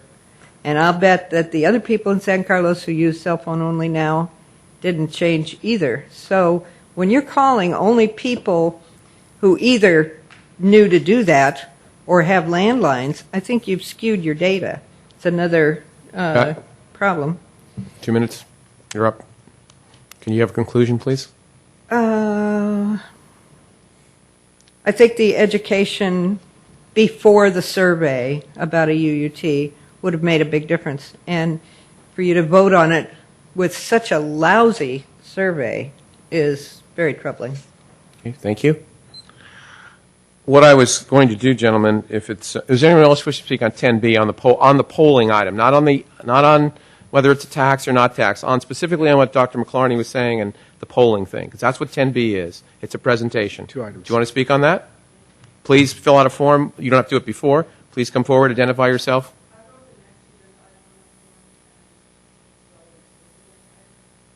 Fine. Please come forward then and identify yourself. To the microphone, please. We need it to. You need the hall. Sure. I'm Nancy Nagel. I live at 859 Hemlock Street. Good evening, council members. I'm also speaking in favor. I understand that we're talking about the poll. Right. Clearly, the UT did less well than the sales tax, but I just want to speak in favor of the arguments already made that it's an education issue. People are not familiar with the UT. They already pay sales tax, so there's a level of comfort with that. But it's not known necessarily that it's extremely regressive to add to increase the sales tax. And there's this whole environmental argument for the UUT that, the St. Again, Louis... it's on the poll. We have a whole other item to talk about the tax, Ms. Nagel. Okay, then I'm off point. That's what I'm trying to get at. Yeah, I'm sorry. I apologize. Thank you. Any other comments on the poll? Sir, please come forward. Again, we'll be speaking on 10C, all specific to the other issues that folks are bringing up. I'm signed up for the next discussion, but I have something here. Did you poll the business community? Mr. Crabb, please speak to us. Did they poll the business community? They did their survey. How they did it with telephone survey. How about that's a good question. Did they? It is a good poll? question, and they indicated they did individual homes. Is that correct, sir? 10%. Please come up, Dr. McClarney. We polled the likely voter universe because those are the Right, individuals who are likely going to be voter casting universe. ballots. Businesses, to the extent that a business owner or someone working in a business is also a registered voter in the city and likely to cast a ballot, they would be included in that sample. Okay, great. There's a number in there. It's like 10%. So the answer is no. mean, basically, business as an entity was not registered. surveyed, and obviously the sales tax directly affects business. So I would like you to consider that in terms of the way this survey. So another reason why I think this survey was also flawed, and I'll talk about the tax the next time. Can I just add through the chair, in the staff report on item 5, it does have the results of the business owners who also are San Carlos voters, and I would call your attention to the fact that of business owners who live in San Carlos and are San Carlos voters, they voted sales tax support at 45% and utility user tax at 33%. It was 10% of the sample was family owns local business. Correct. Okay. All right. So what I'd like to do, gentlemen, on this is, because I know there's a lot of comments that we're going to have and questions, specifically the polls done. I've moved to 10C when I'm sure we're going to have a lot of discussion and comments. I just would like to add one comment on the polling. Okay, sure. Because I was one of the 300 who was called. And I can't remember if it was the utility or sales tax. I didn't, quite frankly, pay attention. I just knew it was a poll about the taxes. And I understand why the questions were asked the way they were, but I found that the questions, to me, came across as being leading. They're leading you on to a certain place. And it was very difficult to I'd say hold a position, if you will, because you've got these guardrails on both sides of you that are saying, asking the questions that they are, and so it just made it very difficult. I think I probably felt some of what a couple of the speakers talked about, where you're hemmed in to something that you don't necessarily want to be hemmed into. I was also cognizant of the fact when I listened to the questions that one of the things that I brought up that I asked for when we started this process was not included, and that is through the polling questions, through Mr. Weiss's presentation, in my mind, and I went to some of those too, there was very little on what we talked about with the grand jury report, which is educating the voters on how we spend our money, what we pay our employees, what the retirement benefits are, and the health benefits, and so on and so forth. There was, in the poll, there was no information on that. And there was no discussion about, and again, I brought this up at the council retreat. I said, I don't necessarily want to just hear about, either raise taxes or cut services. That, to me, is a too narrow-focused argument. And the poll did the same thing. All the poll did was say, you've got these services, do you like the services, do you want to continue them? And if you don't, do you want to raise taxes to continue them? If you don't, they're likely to be cut and so forth. That was the way the argument was set up. There was no talk about any other ways of saving money or, moving things around. And so that was my experience from the poll. Thank you. All right, so we've had the poll presented, which is item 10B. I'd like to move on to item 10C, which is consideration of a resolution establishing on November 3rd, 2009 as a date for a municipal election on a proposed ballot measure, 1/2 cent transactions and use tax for general fund purposes, and ordinance adding Chapter 3.38, transactions and use tax, to San Carlos Municipal Code and establishing policies and procedures in connection with such an election. Mr. Weiss. Thank you, Mr. Mayor, members of the City Council.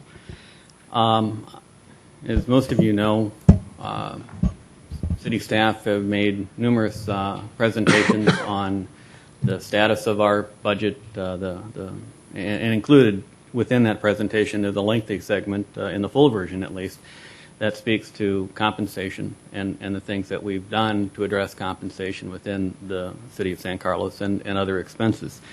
A year ago, staff recommended to the City Council that we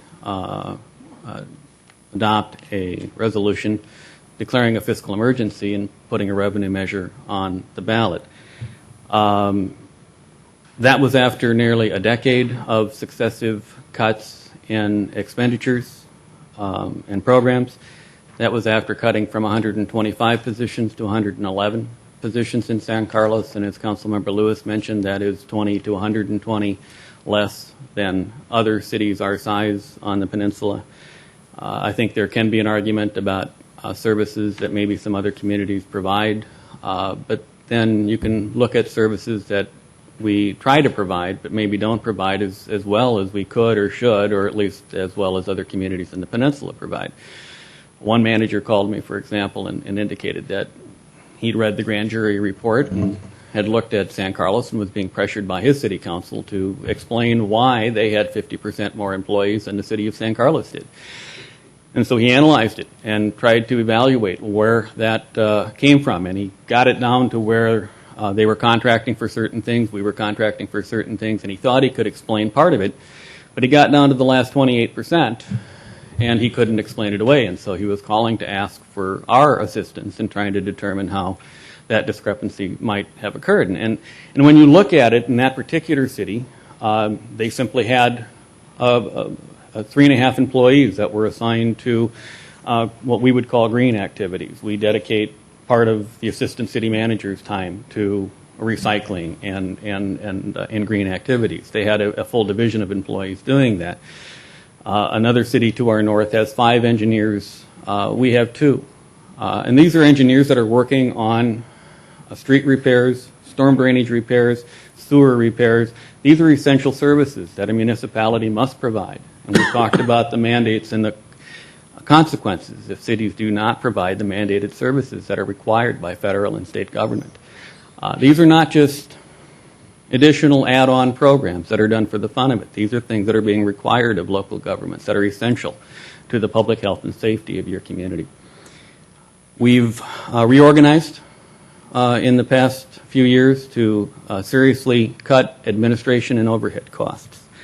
We've cut benefits, and we've cut employee compensation levels to a point now that we are 5 to 10% below market rate.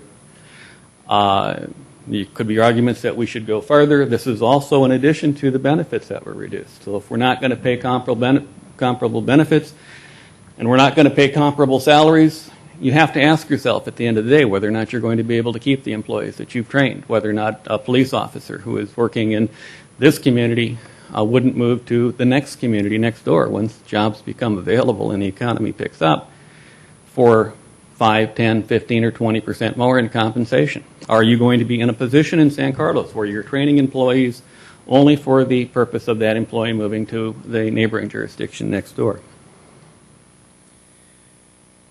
The employee groups have worked with us in the last year with new contracts, the last of which was just signed in November. After the economic crisis, after the fall in the stock market, these are contracts that we've entered into, knowing full well, because of the future benefits to the city of San Carlos with respect to compensation that will be necessary in order to meet the services that are demanded here. Yet despite all of these actions, the budget that we started with this year was in a deficit of $2.7 million. And how do you put that in some kind of meaningful term that the community, that the council, that the staff can all understand? The net value of the Parks and Recreation Department in its entirety in San Carlos is about $2.9 million, which means that to balance the budget, it would be the equivalent of eliminating your entire Parks and Recreation Department. The senior center or the adult community center, the youth center, the classes, the sports, all of the community activities that are provided by that particular department that goes a long way to establishing the sense of community that has become, I think, an important part of the city of good living. That's the magnitude of the problem. A year ago, when we recommended that the matter be addressed and put on the City Council's agenda, we asked that the Council declare a fiscal emergency. Obviously, the situation 1 year later is much worse than it was a year ago. We've made further cuts, and we've also deferred purchases for equipment replacement that you can't do continuously forever. You can do it for a year and get by, we believe. We're not funding some of our obligations fully, and we should be. We are using reserves to balance the budget this year. Because we weren't able to get an answer a year ago, we're now tapping into reserves in order to balance the budget so that we can get to a point so that the community has an opportunity to speak on this particular issue through the ballot box. The survey is important. As mentioned, though, it gives us a point in time. There's going to be a lot of activity in the next 3 months with respect to moving forward on that particular issue if it is indeed placed on the ballot. The surveys don't mean a whole lot, though. It's the actions that are taken subsequent to that once the ballot measure is placed on the ballot and the city has a chance to react to that. The committee's recommendation that has been working with staff on this is to consider a sales tax measure. Many of the reasons that were evident in the poll or the survey are the cause for that. I would add additionally to that, in response to some of the comments that I've already heard, that where the sales tax is very apparent to people in terms of an additional cost within the community, the utility tax may not be as apparent. And yet the business community, when we've met with them, have noted the fact that if we were to go the utility tax route, the price still goes up. It's just a matter of it now being the price of the product as opposed to the price of the tax on top of the product. Additionally, with respect to the utility tax, and as indicated by one of the public speakers, staff started in that arena. And to some degree, I feel a little bit remorse for having introduced the issue because it seems to have polarized some of us to some degree. And yet, the mechanics of how we would impose or how we would place a utility tax on the ballot have not wholly been worked out with respect to which utilities it would be applied to, with respect to whether or not there would be exemptions for seniors or for low incomes. And all of that complicates the matter. And all of that would need to be addressed within the next 2-week period if we're going to place this matter on the ballot this year. And without declaring a fiscal emergency, if we don't place the matter on the ballot this year, we must wait 2 more years unless we get that fiscal emergency declaration before the community would have a chance to speak on this.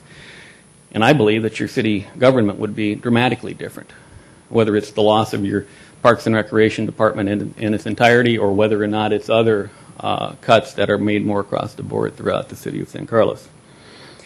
With that, it is the committee's recommendation that we move forward with the sales tax revenue measure. The city attorney has drafted that measure, and I would introduce Greg Rubens now to talk about the technicalities of that revenue measure.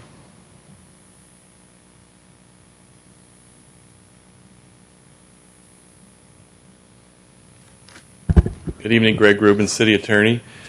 Tonight, the recommended resolution before you is for a half-cent transaction and use tax, a sales tax.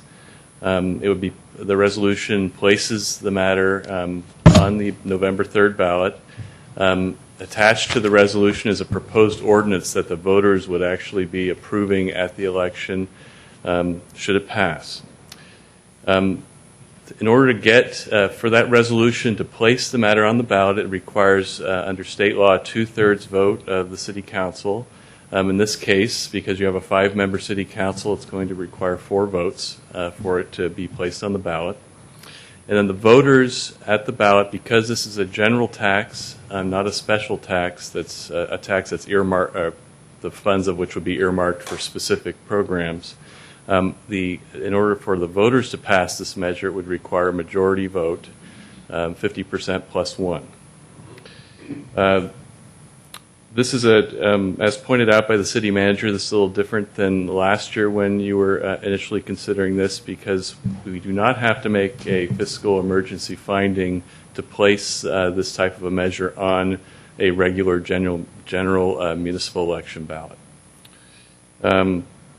With that,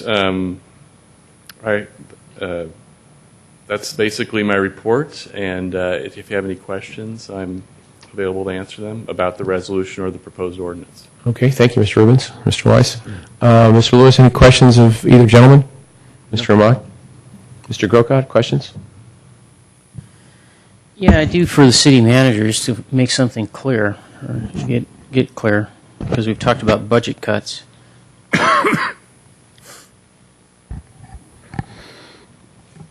I'd like to go back a few years because we talked about cutting 2.7 from our budget for this year. Can you tell us what our budget was for 07, 08, 08, 09, and what it is this year for 09, 10? that we've approved? I don't have those numbers with me, but I will explain the budget process and how cuts are calculated.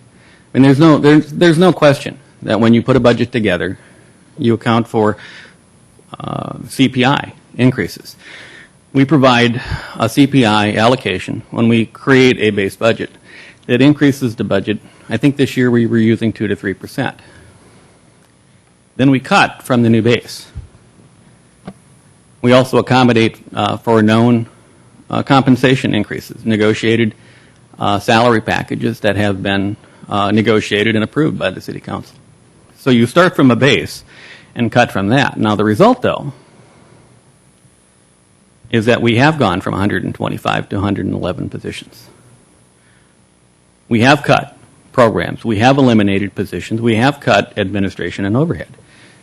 And so, yes, if you look at, and we've shown this in charts, we're not contesting this at all. If you look at charts, revenues and expenditures both have gone up over time. Our budget today is not the same as what it was 10 years ago. It's simply not. It has grown. Well, I wish we had for the public those numbers right now. But be that as it may.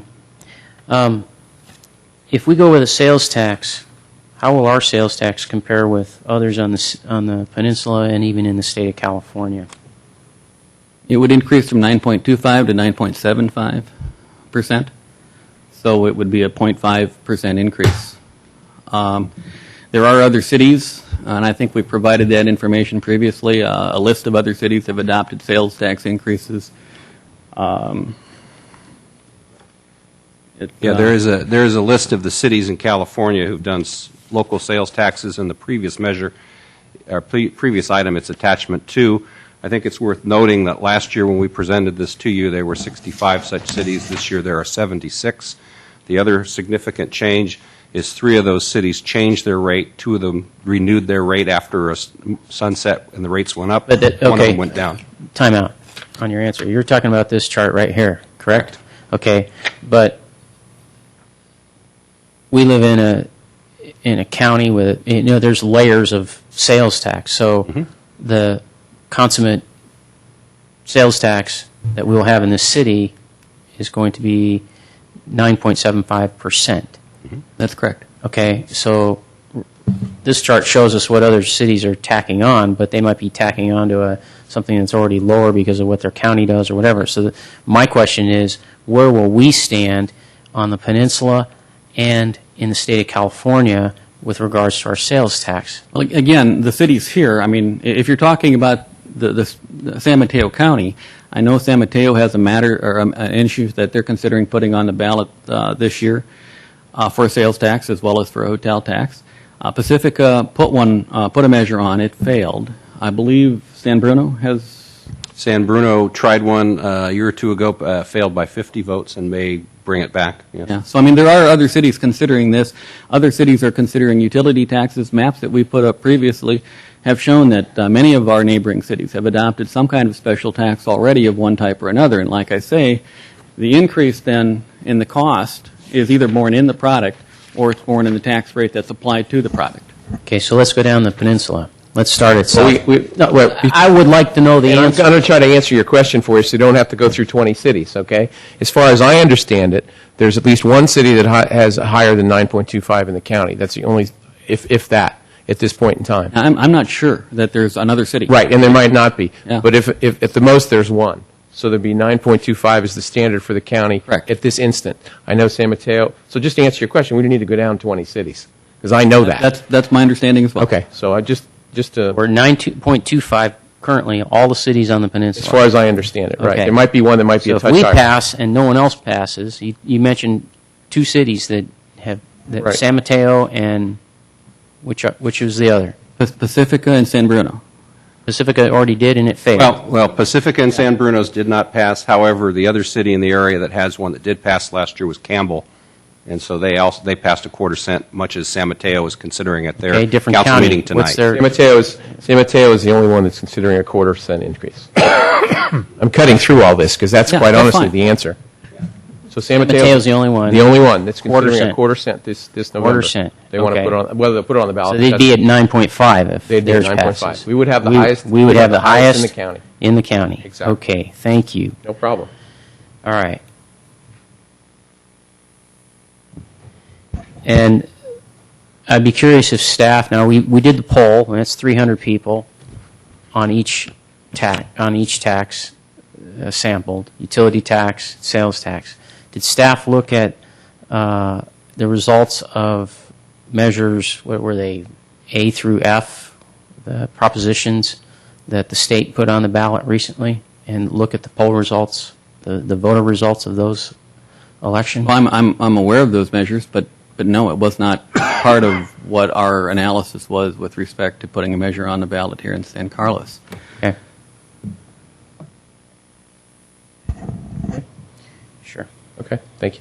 Mr. Royce, any questions? No Okay. questions. We have some folks that would like to speak on this issue.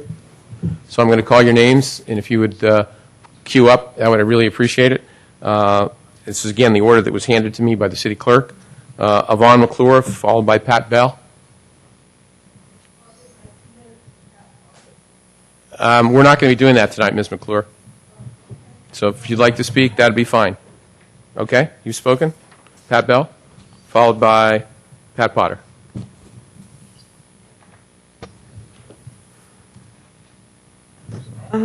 First, I do not want to cut salary and benefits. I think we've done enough of that. I think we need to put a revenue measure on the ballot. And if staff isn't prepared to either put a sales tax on the ballot or a UUT on the ballot, shame on us. If it has to be done in 2 weeks, that's because it wasn't done in the last 3 months. So I don't see that as an argument. I think it's unconscionable to put a sales tax on the ballot that could really hurt our B2B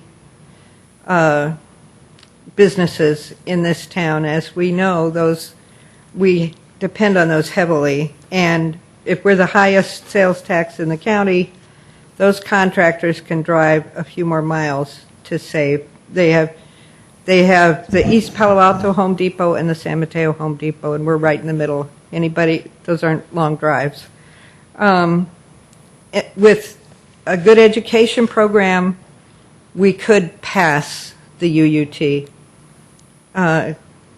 It's just the wrong thing to do to put the sales tax on the ballot and to do it on the basis of a survey that is so flawed and has made so many people angry who were called and just got so frustrated that I know one person who just quit in the middle.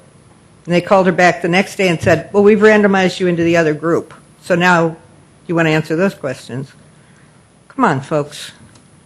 You can't rely on that sort of data to do something this important and do it wrong. You have to do the right thing, and you all know what the right thing is. Thank you. Thank you, Pat. Pat Potter, followed by David Crabb. Thank you, Pat Potter, San Carlos Green and 135 Manor. I think that his last point there, need for well-managed public education effort and an effective independent campaign is key for either one of those measures. But I also want to point out what he put in his introduction, which was, it is important to note at the outset that voters' opinions about tax measures are often somewhat fluid, especially when the amount of information they initially have about a measure is limited. And quite honestly, there was no information about the utility tax, and you all haven't even figured out what the utility tax is going to be. I naively assumed when you said a utility tax at 5%, it would be 5% of our PG&E bill. And then I understand, well, no, it might be the water bill, it might be the telephone bill, it might be the TV bill. But I can't understand why you would put a survey which is going to determine the future of the city on without even knowing what the utility tax is going to be. How can you do a survey when not knowing yourselves what the survey is about or what the utility tax is about? The other thing I want to point out is that what do you say about San Carlos when you say we are the most expensive city to shop in? And to answer Mr. Grocott, by the Bureau of Equalization, we would be more expensive than San Francisco, more expensive than anybody else in Santa Clara County or San Mateo County. So what does that say about us? Now let's take a look at the utility tax. Let's say the utility tax was 5% of your PG&E bill. What does that mean? That means that in this public education program, you go out to the community and say, look, here's what we need. Mark Weiss has done a fabulous job explaining the problem, but we need this money. So let's get together. Let's talk about how we can reduce our energy consumption so you have saved yourself your wallet and supported the city. I looked at my PG&E bill, $200 average PG&E bill. If I've saved 10% of my energy, then I've paid the city $9.50 and I've saved myself 50 cents. And San Carlos Green will support you 100% on this. We will motivate. We have actually started a petition for people to respond back to us of what do they think about the utility tax. Now that was based on assuming the utility tax was 5% of a PG&E bill. What you guys are going to come up with as a utility tax seems to be moot because it seems like you've already determined you're going to go with this sales tax.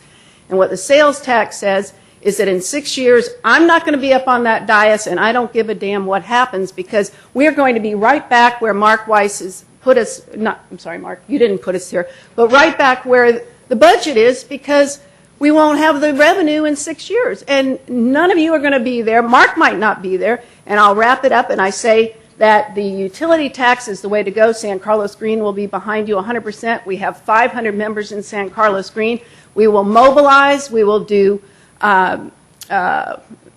outreach programs. We'll do whatever it takes to get you to understand that we want to be the city of green living, not the city with the most expensive sales tax. Thank you. Thank you, Pat. Next speaker is David Crabb, followed by Ron Collins. Hello, here I am again. If I recall in that little discussion about the survey, both options came in under over 50% on the first go around. I mean, there were differences, but both of them came in on over 50%. And that was before people even knew what a utility tax was. So it wasn't like the utility tax came in at 30% and the sales tax was at 60%. So there's real hope that a utility tax with a little bit of education could in fact become a viable thing. First, let me clarify. I'm all for some kind of a revenue issue. I'm not arguing against some tax increase. Also, I was not one of the 300 or the 600 that was contacted. And if I had been contacted about a utility tax out of the cold, I probably wouldn't have known how to respond to it either. I probably would have, said, yeah, I'll support it because I'll support whatever the city is. But I've been educated by San Carlos Green, quite frankly, about what the possibilities are. And their numbers about saving energy and making it work for both the people that save the energy and the city are absolutely, they convinced me that the utility tax is the way to go. And I think maybe our motto is, save money on your utility bills and help support the city of San Carlos meet their budget. And we can do both. And it's not that difficult. It appears to be anyway. And I assume that she probably has sent you her mathematics on this. If not, I hope that you look at it.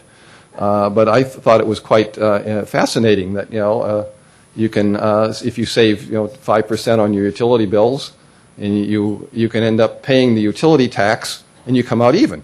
You save money on your utility, or you may even have saved yourself 50 cents. But the city gets the money. You save money on utility bills. The city of San Carlos can keep the label of being the city of green. And I think it's a win-win-win for everybody. But it does need the education so that people understand that this is what it's all about. And I'm also obviously against the sales tax because of what Matt's saying, whether it be the highest tax in the county, and that just doesn't make any sense to me whatsoever from a business point of view. Okay. Thank you, Mr. Crabb, for your comments.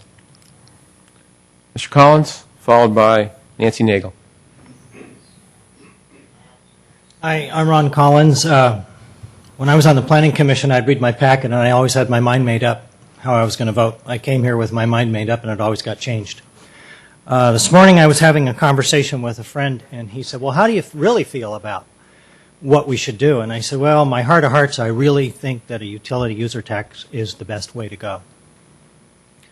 But as long as we're not voting on that and we're deciding tonight whether or not to put a sales tax measure on the ballot, my feeling is that because the city is in such dire straits and has been for a long time, that it would be irresponsible not to put it on the ballot. And what I was going to say was that I wanted a 5-0 vote, because any person who votes against putting the measure on the ballot basically is saying to me that you don't trust me as a resident of the city to make a decision.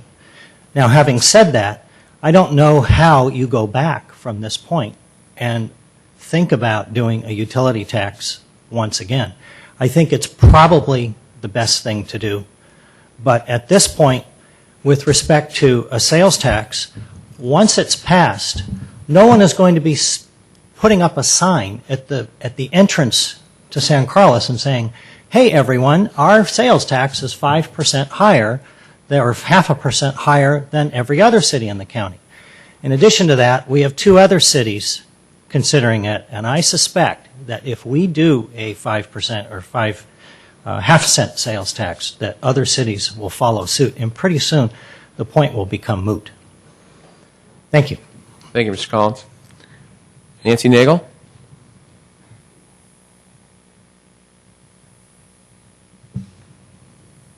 Hello again, Nancy Nagel. I would just like to second the comments of Pat Potter. UUT is the way to go. Thank you.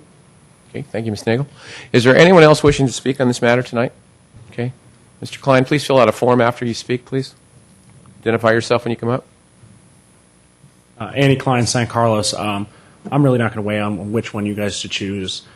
We need a revenue measure, period, and it needs to go on the ballot. And I completely agree with Ron. I believe it should be 5-0. By voting against putting a revenue measure on this, you're essentially saying that the voters shouldn't have the right to choose where we get our money from, and I think that's incredibly wrong. But on a side note, I would like you guys to have a discussion about the sunset, decide whether 6 years is long enough. This is the greatest economic downturn we've had since the Great Depression. We hear hopefully we'll be better in 6 years, but you can't run a city on hope. You need money. So I think 6 years is a little too quick, maybe 8 or 10 years. Just have the discussion. Thank you. Thank you, Mr. Klein. Is there anyone else wishing to speak on this matter? Please come up and fill out a form afterwards, if you would, for the city clerk. It's important. Thank you. Please identify yourself when you come up. Thank you. Mayor, City Council, my name is Liz Moore. I'm in San Carlos, and I just wanted to say that I do also support the utility tax for the purposes that, or for the reasons previously discussed in Pat Potter's articulation. And I truly do believe that putting a sales tax and being the highest in the county, granted, being first to do such, would really drive business away. And granted, people may come in, make their first purchase. Once they do that comparison, they're not necessarily going to be coming back. Thank you. Okay, thank you for your comments. Is there anyone else wishing to speak on this matter? Okay, thank you. Okay, gentlemen, our turn. Mr. Lewis? Well,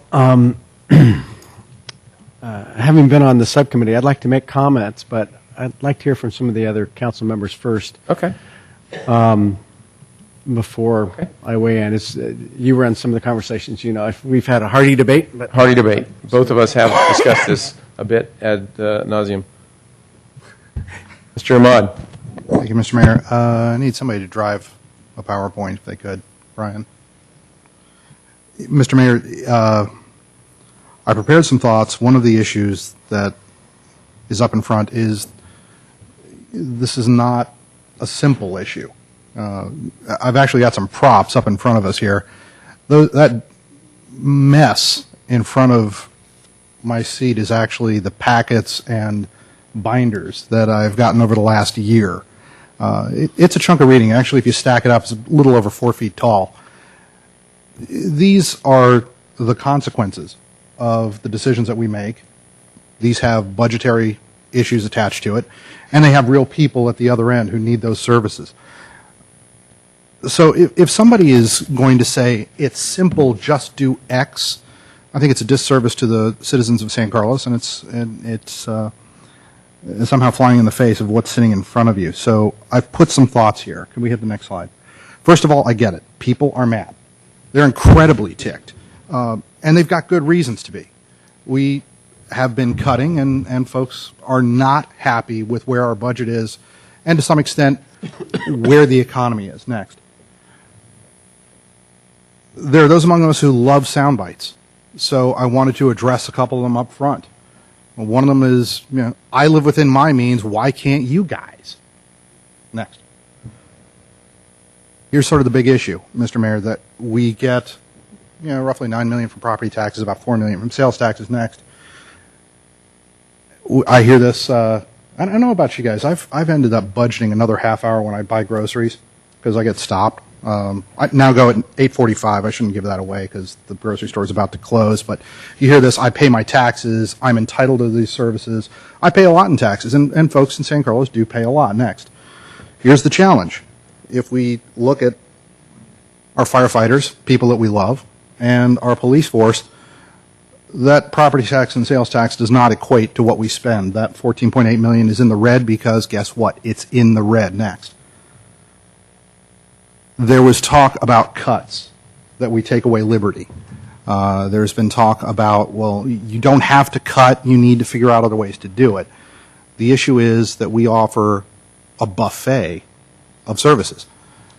So what happens next? Unfortunately, the checks do. We have to pay for, there's no such thing as a free lunch, especially not when it comes to city services. What are the other things that make up our general fund? We do have fee for services, we have licenses, we have permits, we do have hotel tax, give or take about $650K. I'm looking at Mr. Maltby, he's giving me a nod. Next. I'm going to go through this fairly quick. There's the soundbite, just cut salaries. It's the biggest chunk, just cut it. The city manager and a number of folks have come together and said they put together presentations. I had to look at the data a little bit differently to make sense for me. Next. The ratio I got interested in, I'm not so concerned about how many people we have on staff, but how many citizens does a staff member support? Next. So if you go to Menlo Park, it's about 126. Next. Burlingame, 132. Next. Foster City, 170. Next. Los Gatos, 187. Next. Belmont, 198. Ooh, getting big. Okay. Strong, like bull. Los Altos. But they don't compare to us at 249. That's a lot of folks. If you want to say San Carlos employees working in City Hall get to have their feet up and enjoy the day off, I think there's 249 people who are knocking on the door asking for services that may have a different opinion. Next slide. What have we done with salaries? We've talked about this pretty significantly. You can read the grand jury report. I recommend everybody does. Next.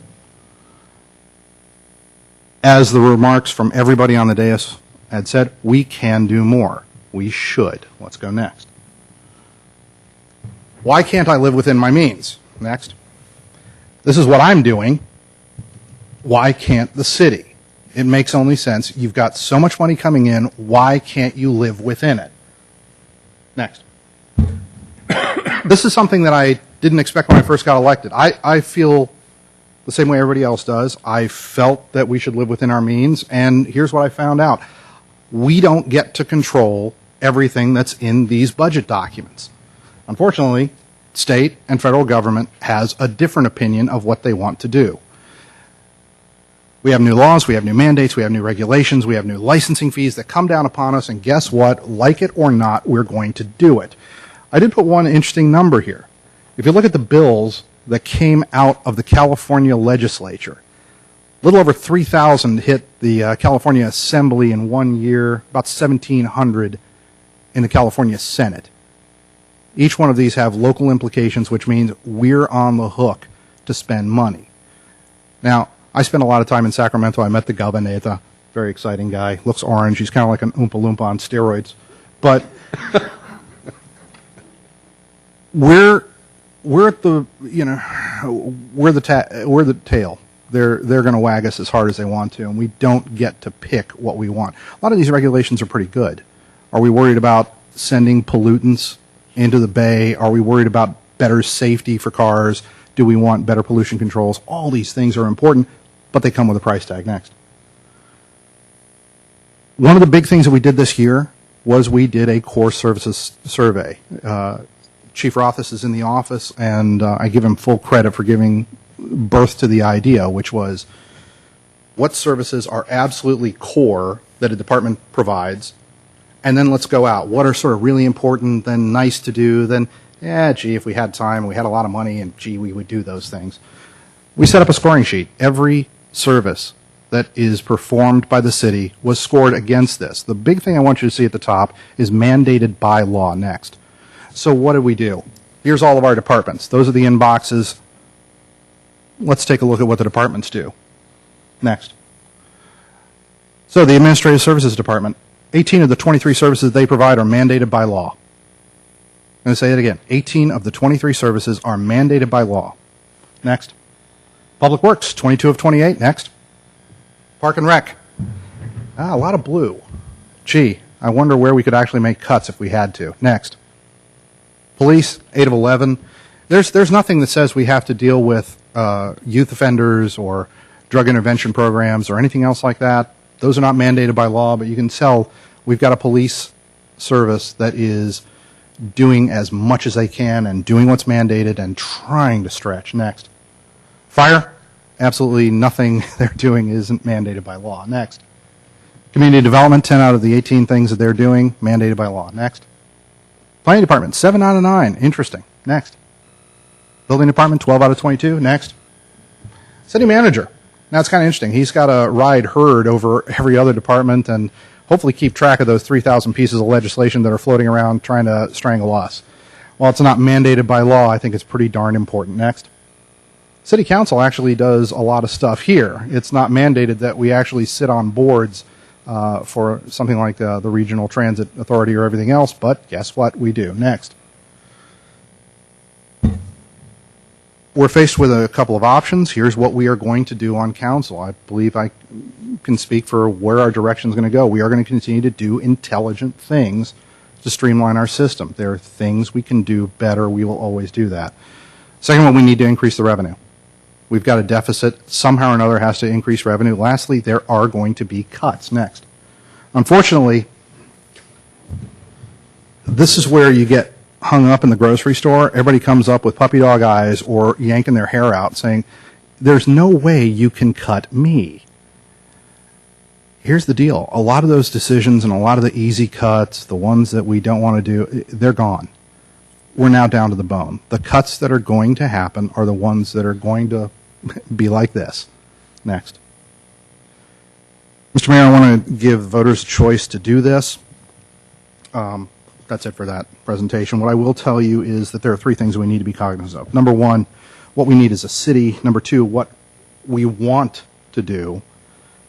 And number 3, what we can do. We need the revenue. I will tell you that personally, I want to do a UUT. In terms of what we can do, if we rely exclusively on the survey data, it would say that we can do a sales tax and we can't do a utility tax. Let me play with this for a moment. I still like the UUT. I believe that it is a more stable source of revenue. One of the things that we have seen is that sales taxes fluctuate. If sales are down, so is our revenues. Utilities tend to be a little bit more stable in terms of their consumption. If we go through a hardcore push and tell people to conserve, that's great, but at least it's something I think we can start to bank on. The other thing I would put to the dais, Mr. Mayor, it's something that Tramutola and actually folks on city staff, we've done something fairly unique in that everybody on this dais has run a campaign and won an election. Based on that, one of the things that we also know is that to run a campaign and win an election, you need volunteers and you need them to be motivated. I have not heard anybody tell me, my God, a sales tax is the greatest thing. I am so excited to go out and knock on doors. We do, on the other hand, have a motivated force who would go out and volunteer and drive for a UUT. In the case of what we need, which is we need to pass a revenue measure, I think that is one of the intangibles that is not in the survey. and is a unique point of this dais to say, this is a critical thing that we need to measure. Lastly, Mr. Mayor, I would tell you that, again, I'm interested enough in a UUT. I actually have the ordinance from Menlo Park. This ordinance was passed in 2006. It was actually done 5-0. It does have a senior exemption. It is 4% on the utilities, 2.5% on telecommunications. There is a sunset. The way they've done it is that it has to be revisited every 2 years by the council. That is my push. I will tell you that regardless, I'm going to support a revenue measure, and I will campaign enthusiastically for it. I think I've put out my reasons why we need the revenue. I'm going to go door to door to do it. I would like the discussion of what it's going to take to win. I think everybody also does recognize education, no matter what.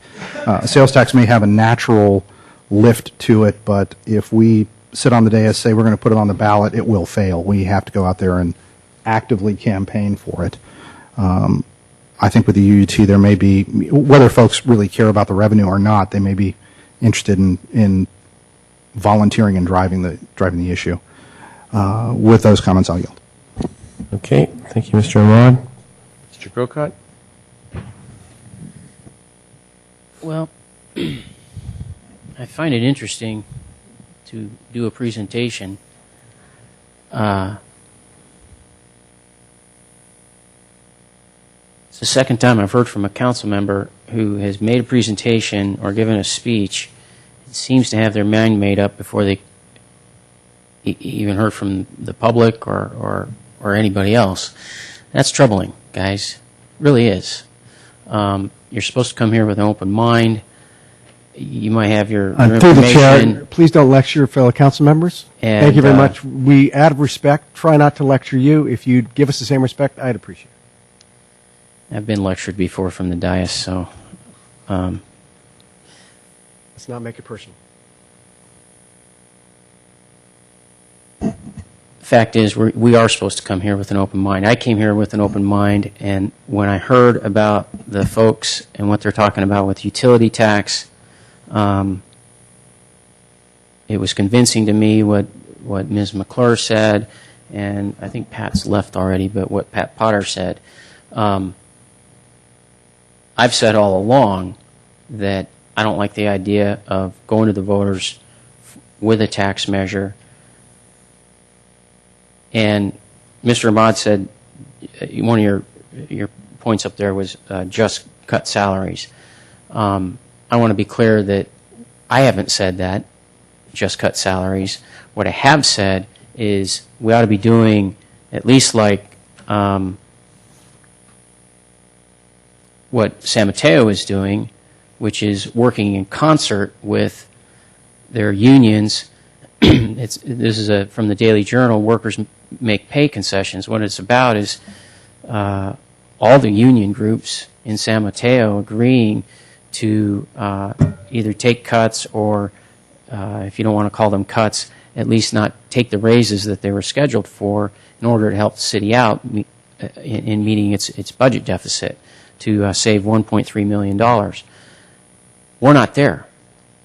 And I can't go into too much of what's been said in closed session, but we've touched on it. But we're just not there. We can't put a headline in the paper like this. And it bothers me that we're not there, because all the way back when we had our council retreat and we started talking about this, that's what I brought up, was let's do that we need to educate the voters on what kind of pay we have, what kind of salaries we have, what kind of benefits we have, retirement benefits, etc. And we need to talk about holding the line in those areas. Mr. Weiss had a quote in the paper that this is the fiduciary responsibility to promptly address this problem. Well, if that was true, and I believe it is true, wasn't it the fiduciary responsibility of the staff to make recommendations to us perhaps a little differently when we were going into labor negotiations? If we knew things were so bad, why are we talking about giving raises and increasing things? I know, Mr. Weiss, we made cuts in certain areas, and I know that we've had created a two-tier system. That's very good. A two-tier system will save us in the future. It doesn't save us now. I also read in the paper about as the economy drops, paychecks drop weight. Even in San Carlos, I know of business owners who are not taking a salary out of their business because they can't, and they're paying their employees but not taking a salary themselves because the economy's bad. You think you have a problem at City Hall. I know people who run businesses in this town who are having problems. I'm having a problem with my own business. I'm paying a lot of my expenses out of my savings. I run my own business. I'm paying a lot of my expenses so far this year out of my savings. That's the truth of the economy. Now, fundamentally, what we're talking about, guys, is, go back to basic civics. Everybody has a right to their own property and their own money, and we all come together, sure, with government to pay for things, and we consent to give a little bit away to run a government to provide us services. The reason I've been talking about some cuts at the salary level, at the benefit level, and so forth is because, sure, our city workers do a fine job, but they also get paid well. And when I look out into the private sector, I see people not getting raises, actually taking cuts in hours, and so forth, just like this article talks about. The other part that I'm concerned about, if we raise taxes anywhere, whether it's a utility tax or a sales tax, you have people who, even in this town, are at the breaking point. They may be making it now, but you add some weight to them, and now they're going to be going to government for some kind of help. And will the help be there? In the state of California, will the help be there when you go to a social services program for help? That's what this article is about. When taxes go up, even just a few dollars a day, many people will be forced to make difficult decisions. Yes, we're making difficult decisions at City Hall. Have we made enough difficult decisions? I just don't understand this one-track approach. And I guess what I'm hearing tonight is the one-track approach is we're only prepared for a sales tax. We're not really prepared for a utility tax. I'll close my comments by saying I agree with what was said. Maybe we go out for a tax, but to go out for a sales tax, it's unfair to our businesses, and it's not morally right. We want these services. We want our government within the boundaries of San Carlos to operate a certain way. We damn well ought to pay for it, and we shouldn't expect people who visit our town to pay our due. If we're going to put a tax on the measure, a tax measure on the ballot, I think it should be a utility tax. Thank you, Mr. Colcott. Mr. Royce? Okay. I'd like to start off a little bit on a lighter note. I think the survey data was good. I think the professionals did a great job. I think it showed that our citizens are fairly well satisfied in the city of San Carlos. And we're fortunate to have two options, both a sales tax and a utility tax, that are over 50%. And what's more important to me is people I talk to on the street are very supportive of making an investment in our city. They want to keep this a great place. So that all sounds pretty good. It could be a lot worse in today's time. One of the things that is a little different here that no one's talked about is we as a council have decided to create a subcommittee made up of Councilmember Lewis and Mayor Griselli to tackle this issue. They, along with people on staff, along with the consultants, we've asked them to look at a utility, look at a sales tax, look at everything, and come back to council for a recommendation. And we do that quite often. We divide and conquer. There's a lot of work to be done on council. I'm not complaining about the work, but to be effective and efficient, just like Councilmember Omar and I worked on the Finance Committee, a lot of those core requirements and budget process and financial reporting we worked on over the last six months. We've all worked on various subcommittees, and we have brought to council a recommendation.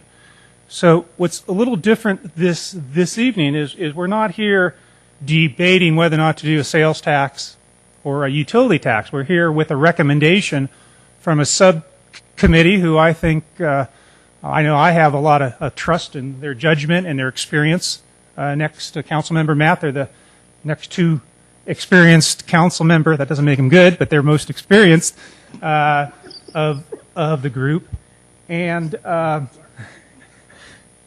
so I do want to just diverge off 2 minutes here on the utility tax. I think Ms. Potter made some excellent points. You know, where is all the data? When we show the sales tax rates, why don't we show a page that shows utility tax rates? It shows that 50% of the population in California pays the utility tax. Where's the equal data here? And actually, I do want to share a gut feel that I have.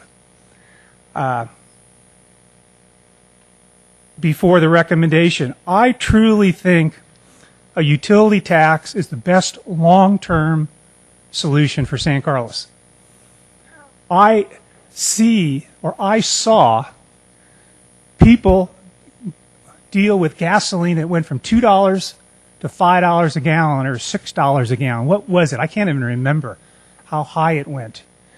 And we as a city are truly green. We've done a great job in global warming, in recycling, in all the things that are the right citizenship for planet Earth.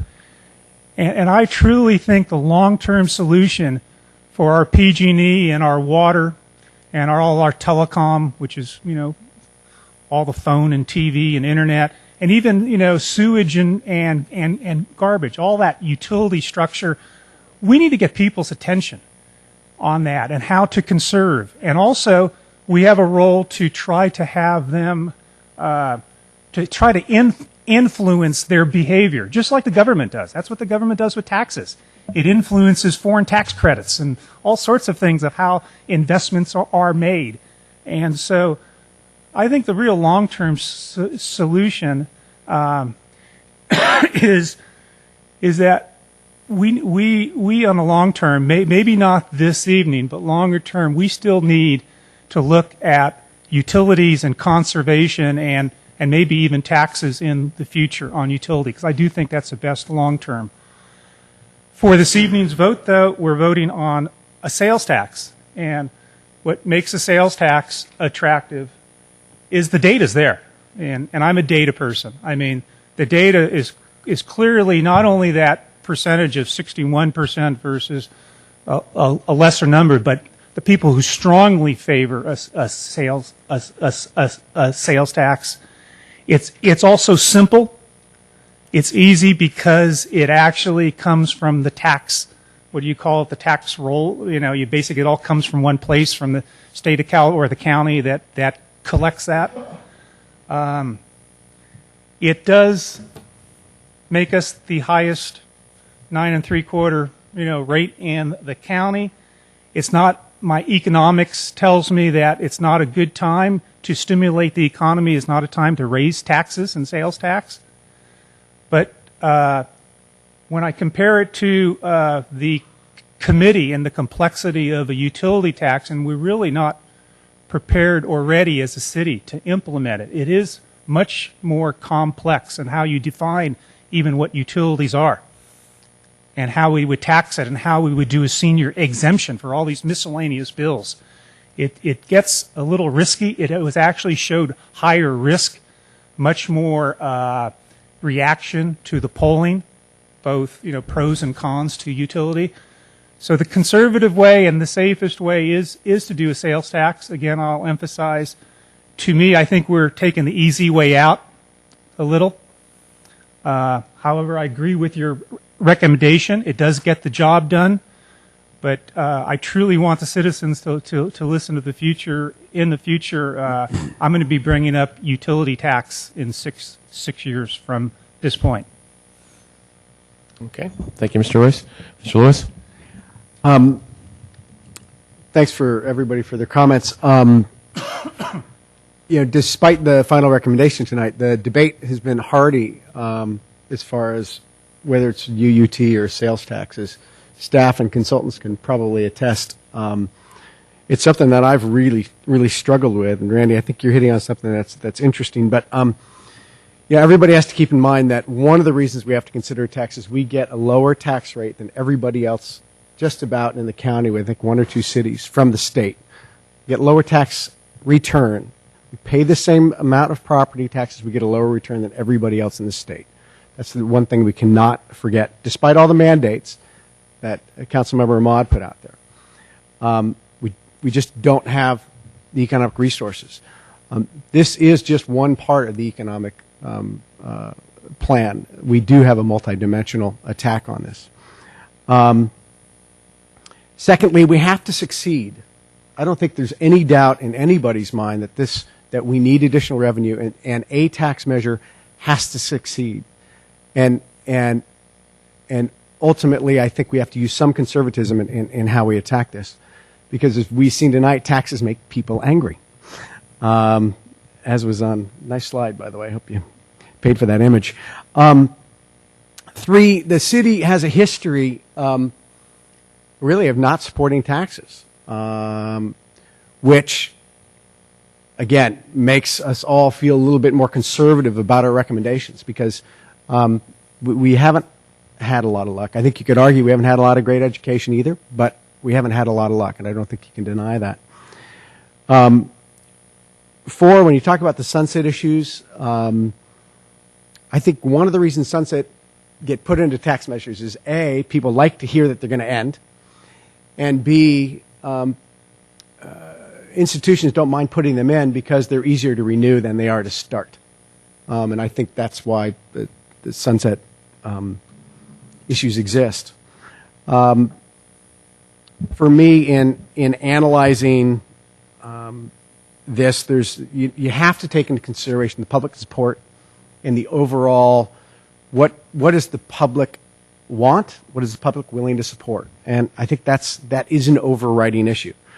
I will say, where it comes to sales tax, is keep in mind 10% of our sales tax base comes from downtown, only 10% of it.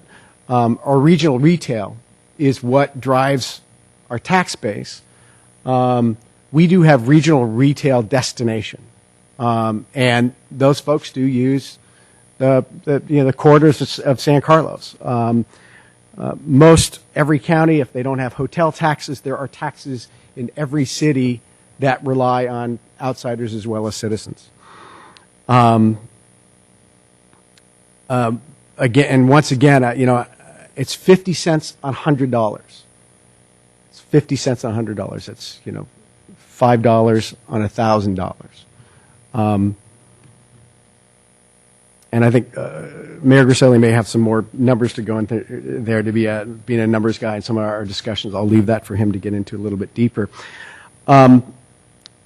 The 61% initial ballot test is significant, and I think the survey is correct. Now, on the UUT, I think most people here that have been here before know how strongly I feel about many of the green, if not most all of the green issues. And I think the education effort is the key.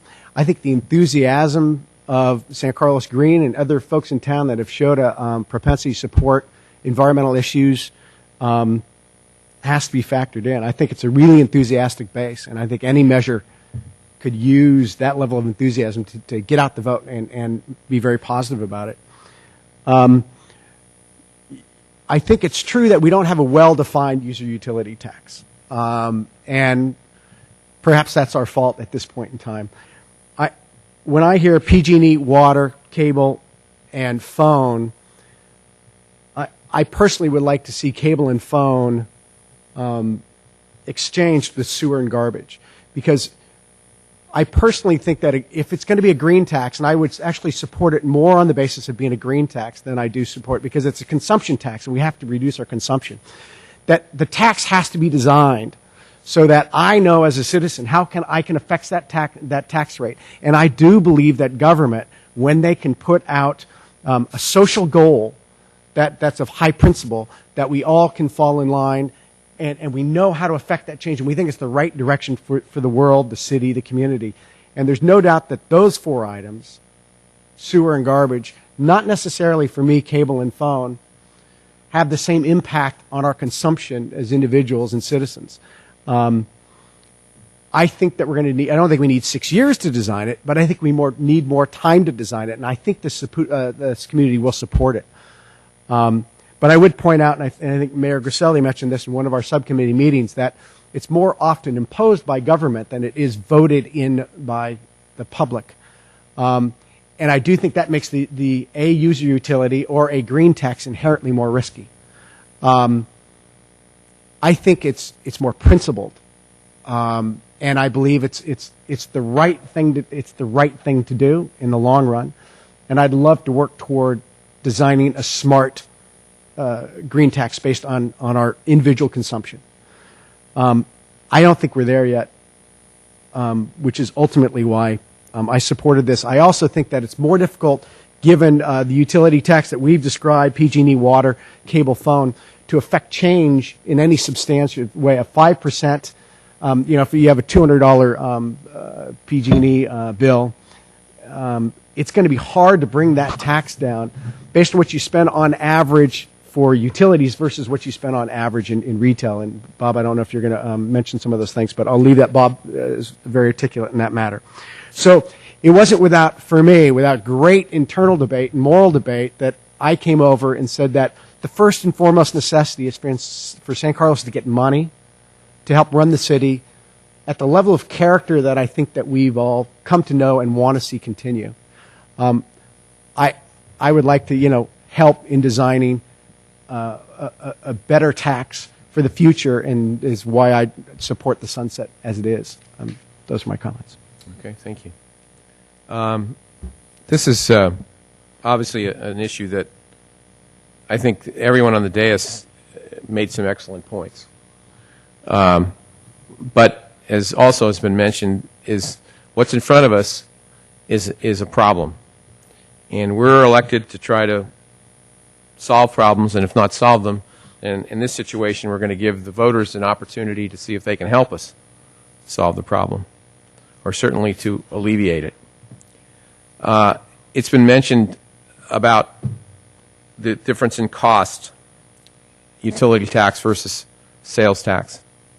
It is 50 cents on $100. It's $5 on 1,000.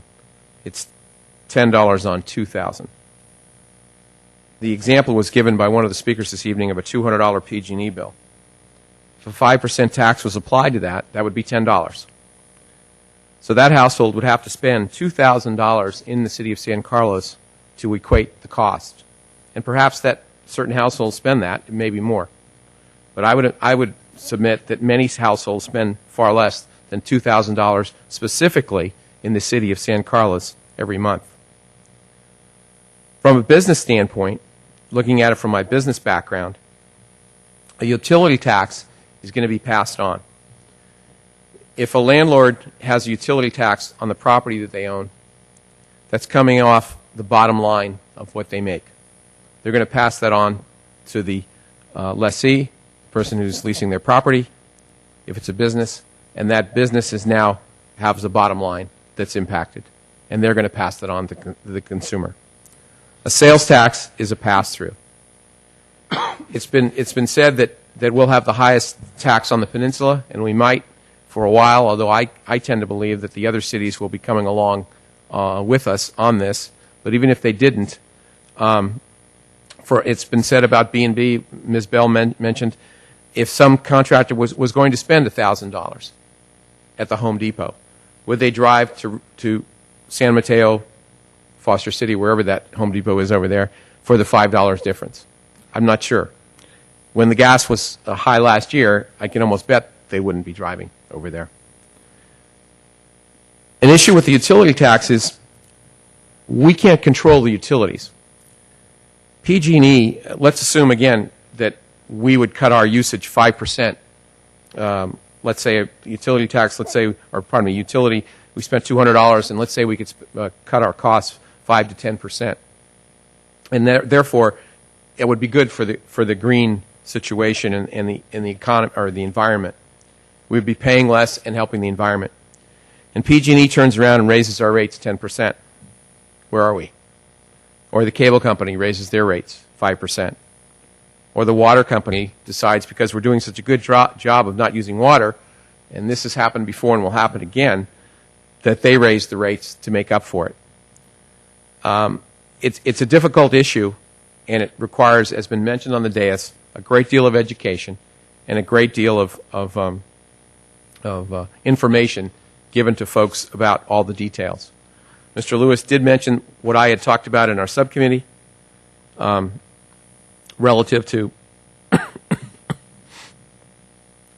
whether governments or whether citizens have voted for green taxes.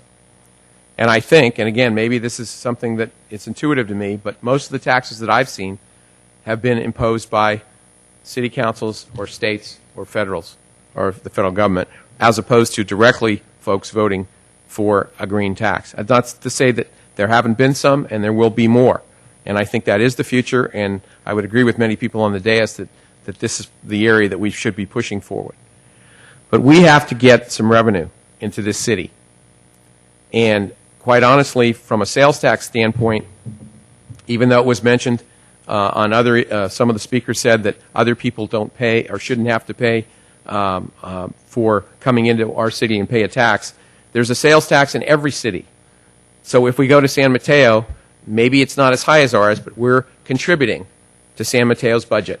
And we're contributing to Belmont's budget, as they are when they come to ours. So that argument to me is a bit spurious in that I believe that we're all sort of working together in one sense, spending our money in wherever we're spending it.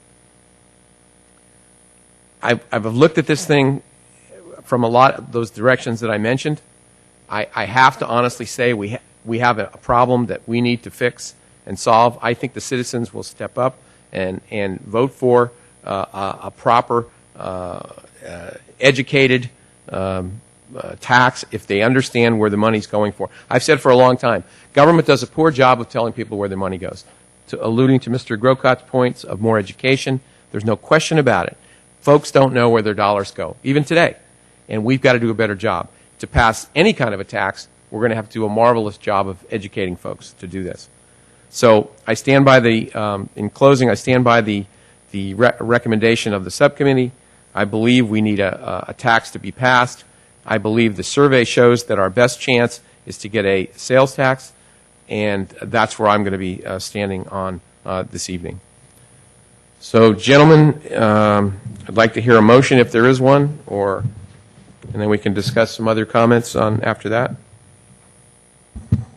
Mr. Mayor, actually, I did have a couple of questions. Okay. To Mr. Rubens, there's been a point on the council talking about green taxes or some taxes being imposed and other taxes being voted upon.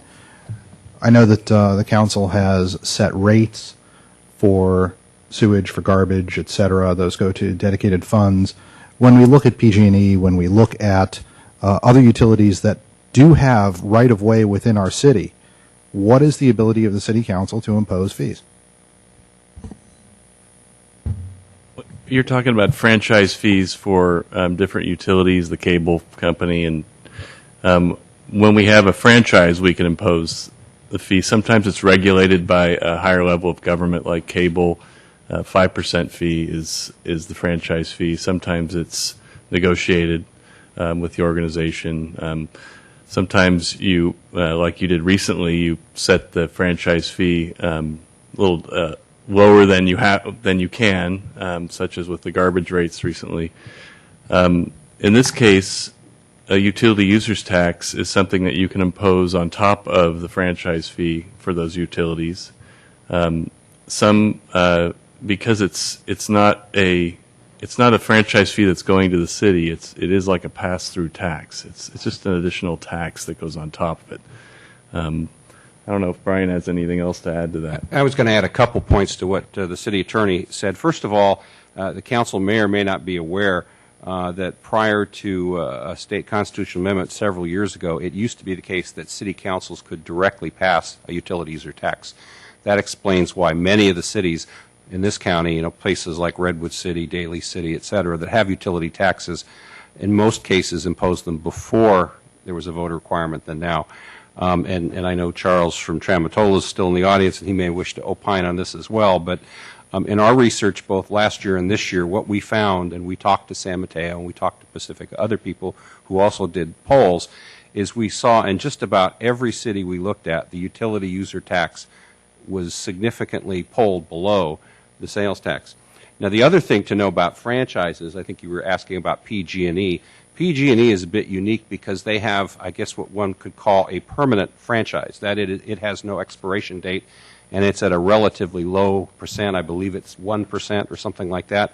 Cable TV used to be typically a 10 or 15% franchise we could renew. However, as Mr. Rubens knows, working with me at SAMCAT, a couple years ago the state changed that, so we no longer have the ability to set a local franchise. So what's happening over time is both the amount of local franchises the city can charge and also the number of utilities we can impose upon is ever shrinking. And I think it gets to Councilmember Ahmad's slide about the new rules and regulation and law. Obviously, whenever a utility or telecom company can preempt the city from imposing something like that, they do. And indeed, some of the newer technologies, such as DBS, the direct satellites, those are preempted. There's no possible franchise. So a lot of what we can or can't charge in those areas is set by state and federal law. So because I want to be clear on this point, when it seems like the opportunity for the dais to impose a green tax by fees or franchises is shrinking by the day as the state acquires more revenue sources. I would say it probably is fairer to say that certainly your opportunities to impose franchises on those industries is shrinking. I think in terms of posing some form of utility user tax is still there, although as we indicated earlier, just like the sales tax, you do have to go to the voters.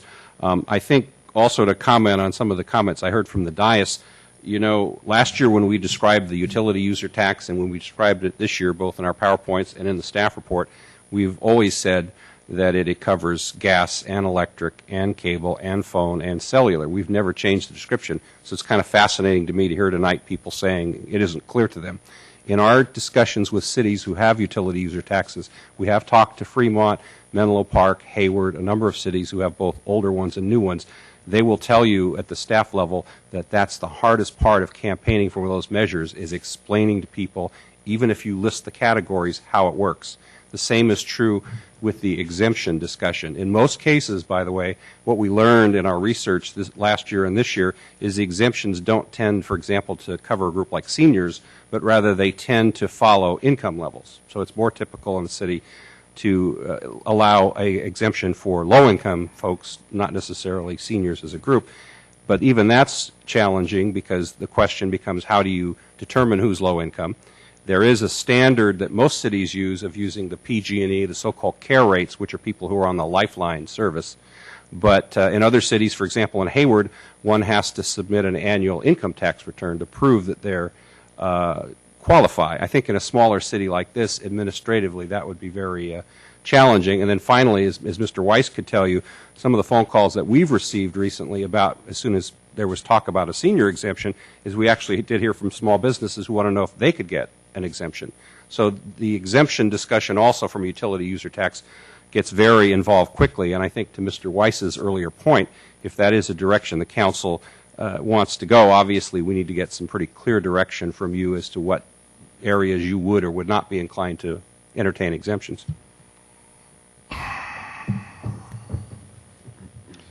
Mr. Mayor, I'll offer a motion for the purposes of discussion.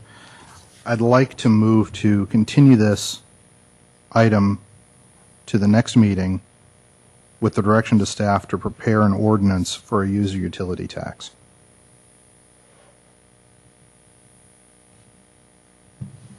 There's a motion on the floor. Is there a second? I'll second it because I'd like to look at it. Okay, it's moved and seconded. Any discussion on this issue? Mr. Mayor, again, what I've got in front of me is a Menlo Park ordinance. Again, one of the things I would push for, ignoring the obvious benefits on the green side. What I do like is that there is a dedicated group that wants to push for this, and any campaign of this type is going to be tough. I would like to enroll them, and enthusiastic people out there knocking doors and having coffees makes a difference. Okay, any other comments? Call the question. Ms. Boland? Councilmember Ahmad? Yes. Councilmember Grocott? Yes. Councilmember Lewis? No. Councilmember Royce? No. Mayor Grisilli? No. Okay. Motion fails.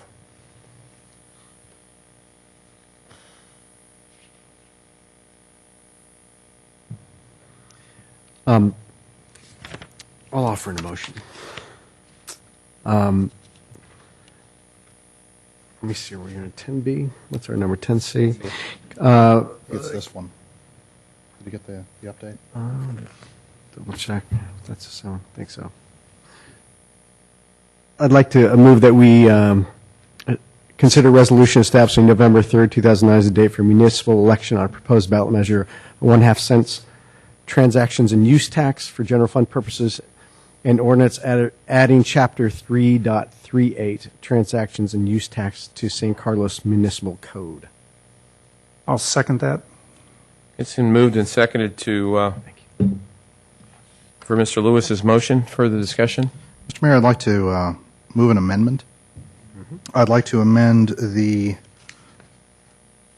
sunset on this resolution from 6 to 8 years. Could we get a little feedback on how that might affect the measure from our consultant? Is that through the chair? Is that all right? Sure. Or we do need a second for the discussion, don't we? Do we? I'm sorry. Well, I'd still It's like an to- amendment. So it's a an proposed amendment. It's a proposed amendment. The motion, the maker has to go along with it. No, he does not. I'll refer to the city attorney on this one.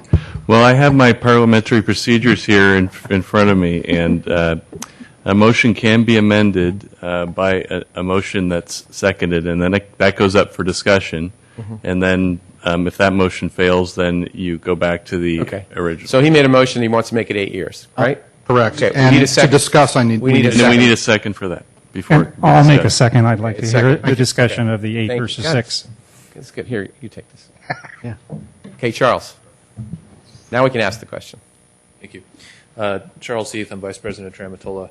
As I think Tim indicated, it's hard to assign a specific percentage differential that you might see from adjusting the duration by a factor of a couple of years. As Dr. McClarney mentioned, we don't tend to see a whole lot of sensitivity around the duration in particular unless an opposition campaign tends to focus on that and make it an issue for voters. I think that given the margin of support that we're seeing for the sales tax, if we're talking about a sales tax here above the simple majority requirement, that you could increase that from 6 years to 8 years without putting that measure in jeopardy. Can I just add through the chair, just as a point of information, last year when we surveyed this measure, we actually surveyed it with a sunset of 10 years. And the survey format was a little different. This year it was done as one of the positive arguments. Last year it was done very similar to the question you saw about the senior exemption. And last year, that was the last question, and the difference was a sales tax last year ended up at 62%, and if I remember this correctly, with the 10-year sunset, it ended at 66%. So to Dr. McClarney's earlier comment about if you focus attention on a specific feature, you get 3 or 4 points, that's exactly what happened. The sunset did, in fact, add 4 points. Just curious why you made the amendment. Thank you. Mr. Mayor, to answer that question, one of the things that, I'd like the comment that there is somewhat of an insensitivity to the duration, but number two, government moves slow, and what we're putting our marbles on the table for is that we're going to have an economic recovery in 6 years, and that our city government will have caught up by that point and be in a position where, okay, maybe we can talk about sunsetting, maybe we can talk about something else. Whether there are other revenue measures addressed, which I think it seems that there is support on the dais to do that. What I'd like to do is let's put this, slam it, get it out of our way, and give the city appropriate breathing time before we have to. 6 years, it's going to go like that, and we're going to be looking at, oh gosh, we got to do this again. I'd like some breathing room on this. Yeah, just to argue rhetorically with you, it sort of pushes against what Councilmember Royce said, and sort of what I'm sort of in the back of my mind. We need this right now, but we can get to the next one sooner. And if we make it 8 years, it's going to be 2 more years. And I realize your point, but I'm not sure that I concur with it.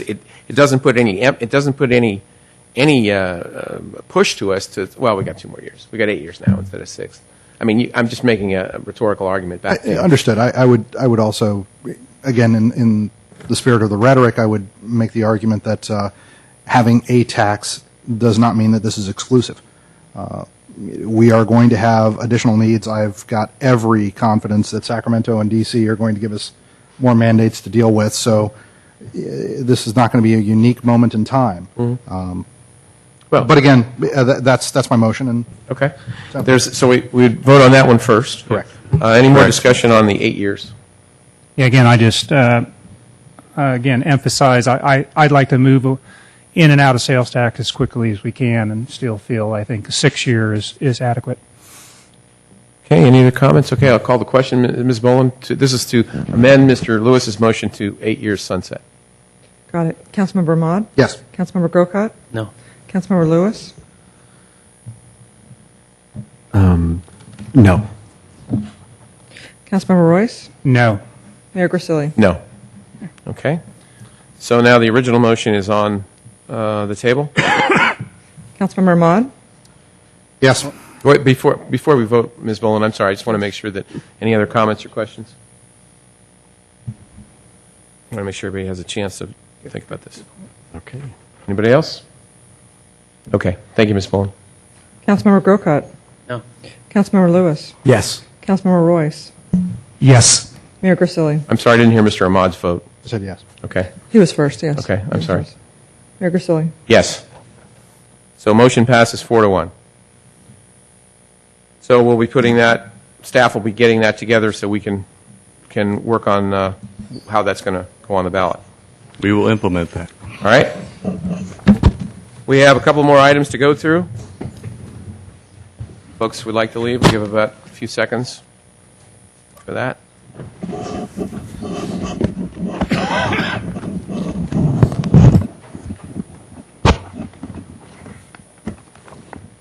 Okay, the next item is item 10D, consideration of approving the plan proposed by the California High-Speed Rail Authority and by Caltrain for outreach in the San Carlos community regarding the proposed high-speed rail project. Mr. Weil. Thank you, Mayor and Council. I'll try to be brief. We're in the first 6 months of a 3-year EIR process on the high-speed rail, and so far, so good. All of the scoping comments that have been made from San Carlos have been acknowledged and addressed by the High-Speed Rail Authority in their scoping report. The next phase of this project will be critical, this process, which is the outreach to the community. They'll be doing something called an alternatives analysis, and they'll be doing that in 2 phases. And it's a chance for the community to learn about the project in more detail than we had when the scoping comments were due. And it's also a chance for the High-Speed Rail Authority and Caltrain to hear from the community what they think about the project. And so the team that we're working with from the High-Speed Rail Authority and Caltrain has committed to meet with interested community groups and to hold a community-wide meeting in San Carlos. They'll be coming to the Hot Harvest Night booth with me and handing out brochures. And they'll be providing quarterly reports to the City Council. So it's a comprehensive approach. We've worked really closely with their staff to put this together, and Assistant City Manager Mora had a lot of good comments on it. And so I would recommend approval of it, subject to any comments the council may have, the things we might have missed, the opportunities that you see that we might All right, Mr. Weil, like thank to. you. Questions, Mr. Ahmad, or comments? Okay, Mr. Grocott? I just had one because you mentioned that presentation would be made at these on alternative projects. Is that correct? It's an alternatives analysis, which is, they'll be looking at alternatives defined meaning vertical alignment, above grade, below grade. I'm not sure I can name them all here, but it is listed. Tunneling, trenching, at grade, above grade, and no build are the alternatives they'll be looking at. Now, in San Carlos, we don't know how that's going to affect the current above grade embankment. As an engineer, I would say probably they'll work with what they've got here. But So we don't know. we don't know. But that's what we'll find out in the So we don't. process. Do we know if it will impact the overpasses at Holly and Britain and Harbor in terms of width? Will those things? Will those have to be reconstructed? And also, I know Bob and I have sat on the committee to look at the housing project or the mixed use project actually, and we keep getting confirmation, if you will, with no backup material, but just confirmation from the JPB that high-speed rail will fit in the right-of-way and no problem to build a mixed-use project. Any comment on that? Well, what I can tell you is that Relates to SER? I looked at the grade separation plans, and they contemplated a third rail. The third rail would have come to the west from where the two rails are now. So it was designed to be expanded in our direction from the embankment. And that would require widening the overcrossings, but the overcrossings were designed with that in mind. Now, I penciled out and put a fourth rail on that to see, do we still have clearance problems? Do we have clearance problems as a result of that? It doesn't look like we do. It's still like a 15-foot clearance. When you say, you're talking about vertical clearance, which was an issue on one of our I think it was Howard. I brought it up as something I want them to check. Okay, But good. on paper, to me, by pencil at least, it looks okay. Now, on the Transit Village, a little more information that the high-speed rail engineering staff put out is that they can fit 4 rails in a 100-foot right-of-way. And we have a 100-foot right-of-way in San Carlos, and it's a straight right-of-way. As in like a passing track for a fourth rail, part the way. Is that what you're saying? I'm sorry, I don't follow you. One of the things we were also told with high-speed rail is that about a passing track. In other words, where you pull a train in, you park it essentially for 5 seconds, and the high-speed rail goes by, and then the other train moves back onto the track. The configuration, as I understand it, at least through San Carlos, would be 4 rails, where Caltrain would be on the outer 2, and the high-speed rail would be on the inner 2, and there's not a passing track. All right. Okay. So 100-foot right-of-way, the 4 rails can fit in that. I think that it may require the project to go to a vertical embankment rather than a sloped embankment. But with the Transit Village, you'd have what you'd see from the street would be the Transit Village and not the vertical walls. So it wouldn't, when you take those 2 projects in combination, it wouldn't be so much of a So which visual would be impact. presented in this EIR, 4-track or a 3-track? Do we know?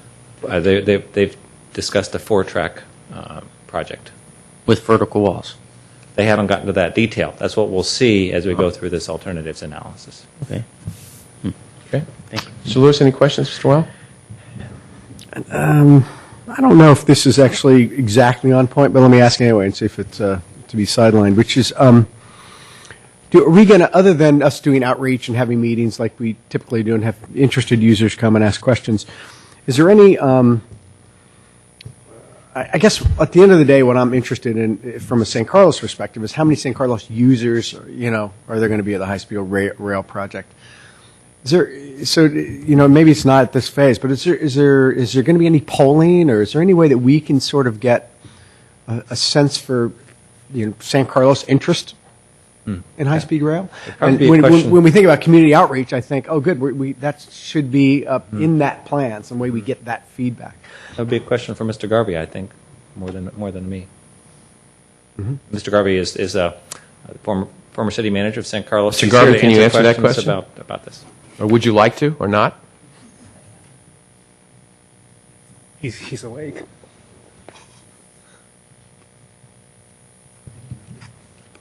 Thank you, Mr. Mayor and Council. And let me introduce myself for the record. My name is Michael Garvey, and I am under contract to work on community outreach and to encourage public input to the planning of the high-speed rail between San Jose and San Francisco.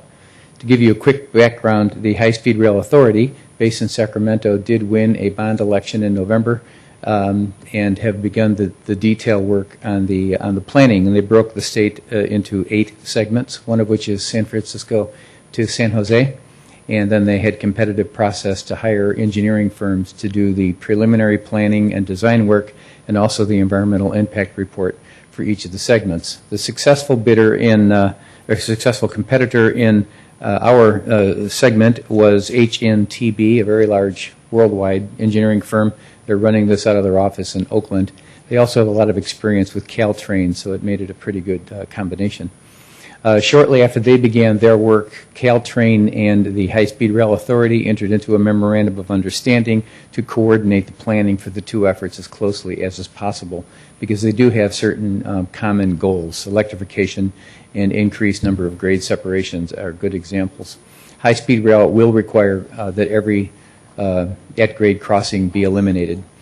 And the Caltrain would like to do that, but that's not essential for their improved efficiencies. And to answer a question that Councilmember Grocott had, when you run high-speed rail, they must be on dedicated tracks. You're not allowed under federal regulation to blend them. I think where some confusion comes in is that we currently have a hybrid system called the Baby Bullet, which has a limited number of passing rails along the peninsula. That can continue, but those are trains that are not going at high speed. This train will go 220 miles an hour through the rural areas, the straightaways, and will go, I think they're talking 150 or 160 miles on the peninsula. Forgive me, I may not be exactly right. The question I'm asked frequently is what's it going to look like, and you probably have read in the papers that people farther south in our county are very anxious under the assumption it's going to be a raised berm. And I can't tell you what alternatives will be considered because they're not finished with that yet. The firm doing it is PBS&J, a very well-regarded planning firm. They did, in fact, do the environmental work for the grade separations that we built here in San Carlos and in Belmont some years ago. And, in fact, the lead planner is the same person, so they do understand the rail issues. I would offer speculation, except I wouldn't want anyone to think that it's any formal statement, but basically you could raise the rail or you could lower the streets, or you could raise the streets and lower the rail. You could do a tunnel, or you could do a raised berm.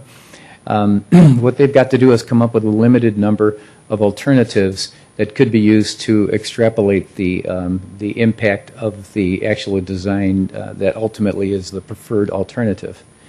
And also, another alternative, of course, as you know from your experience with EIRs, is the alternative not to build the project at all. And so they're also studying the impact of not building the project. So that's where we are. Some people have asked if we are advocating for the project, and the answer is no. We're advocating for public input and community outreach to encourage a lot of involvement with all of the alternatives and the careful evaluation they'll be given. A few months from now, they'll be issuing drafts of the alternatives, and we will make those public, and then we'll really get deep into the public input process. Between now and then, I'm afraid it's more emotion than factual. Now, with that as backdrop, there is a great concern that Caltrain not be affected. In fact, the MOU states that Caltrain will not be impacted. It will continue operation. It may be impacted, but it will continue operation. And the only surveying that I know that is assured is contained in the MOU, which is that the Caltrain riders will be surveyed to get their feelings about the project. Other than that, the surveying that has been done about who would use the high-speed rail has been done on a larger basis and not done community by community. And obviously, if you don't talk about how much it will cost or what the negative impacts could be, the support is very, very high. I'd be The pleased to chair? answer any other questions you may have. Go ahead, Mr. Crowley. A couple of questions. When you say no project, does that include segmentation? In other words, you mentioned that San Francisco to San Jose is one of the segments. So could a project alternative be no project from San Jose north? The terminus would be San Jose. And the second question is related. Have they determined necessarily what the terminus is in the north? The answer to your first question is yes. The no-build alternative would refer only to this segment. And in fact, there's been some conversation, and it's being tested, I think, on a statewide basis about stopping high-speed rail in San Jose and asking people to transfer to Caltrain for the rest of the trip. That appears to have been evaluated in the EIR that was done as a basis for the November ballot issue, and they opted not to do that in their master plan. I don't know the details, but that will be evaluated. The essence of the no-build option for this segment is stopping in San Jose. Okay. Your second question is where would it be terminated? The goal still is to terminate it at the Transbay Terminal, the new Transbay Terminal that will be built in San Francisco. But you may have heard that there's a debate as to how many platforms are needed at the Transbay Terminal ultimately. Those who are more optimistic are urging that the plans be altered to add more, what they call them boxes, because they're underground, and that's where the train would pull in. And those who are responsible for building the Transbay Terminal think that there's enough as it stands. They are in negotiations over that, and it looks like they have a settlement where they're ready to come up with a system that should work, but I don't have the information yet. The goal is to terminate at the Transbay Terminal. Okay. The fallback position could be to have some trains stop at 4th and Townsend. Thank you. All right. Through the chair. Yes, sir. Yeah, since I get to ask Mr. Garvey, this is exciting. Since Exciting you know about for you. Think of me. I'm just thrilled. You know about the berms. Councilmember Grocott asked a question about the grade crossing at Harbor, and I had always been under the impression that was Belmont property. Is that Belmont or San Carlos? It's in Belmont, but all 5 were built by San Carlos engineers. So any retrofit or change to that structure would be whose issue? Caltrain or the High Speed Rail Authority. Okay. The cities won't be asked to bear any expense in this project. Actually, I'm sorry, if I said Harbor, I meant Howard. So. Okay, thank you. Anyways. Hey, thank you, Mr. Garvey. Appreciate it. It's a pleasure. It's a thrill to be back. Mr. Mayor, I move for the approval of the outreach plan. Is there a second? Second. Okay, moved and seconded. Any further discussion? Roll call, please. Councilmember Ahmad? Yes. Councilmember Grocott? Yes. Yes? Yes. Thank you. Councilmember Lewis? Yes. Councilmember Royce? Yes. Mayor Grisilli? Yes. Okay, we have one more item on our agenda, 7H, which is adopting resolution authorizing the contract for economic development marketing services with North Star Destination Strategies at a cost not to exceed $89,000. And that money would be coming out of the redevelopment agency. Mr. Sawicki. Good evening, Honorable Chair and Agency Board. This item is to authorize approval of a contract with North Star Destination Strategies to do marketing services, branding, economic development. It's part of the economic development strategy. The Economic Development Partnership and EDEC had brought this forward previously. We created a selection committee. We looked at 14 proposals, interviewed 5 firms. The decision was to go with 2 firms, although only engage in one contract at this time for a first phase of doing marketing research and branding identity. And with that information, we could then go ahead and implement with the second firm, which would be a local firm. The firm that we're asking to engage in now is a national firm. They've done this in over 90 cities. They appear to have a very good product. They were very impressive to the selection committee. We thought their price was very reasonable. And what we're interested in doing is actually getting a cohesive branding identity and message, not just a logo, but a message that we can use to build off of for the future, and use that to attract businesses, retain businesses, and attract consumers. And do that, we're talking a lot about cuts in services and raising tax revenue. This is what I'd like to call option E, economic development. It's long-term. It's going to help us improve our fiscal condition. Thank you. Okay, Mr. Rickey. Mr. Grocott, you pull this. You have questions? Yeah, I'll throw them all at you at the same time. The reason I pulled this is I would like to hear a little bit more about what is the deliverable, because and what made me think of that when I read the staff report was the part where under EDAC's motion and discussion, do we need this?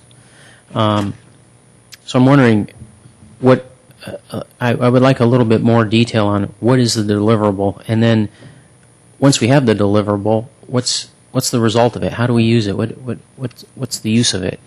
And my third question is, meanwhile, we talked about a branding idea when Mr. Weiss was first hired as city manager, because he brought it to us as an idea in his interview.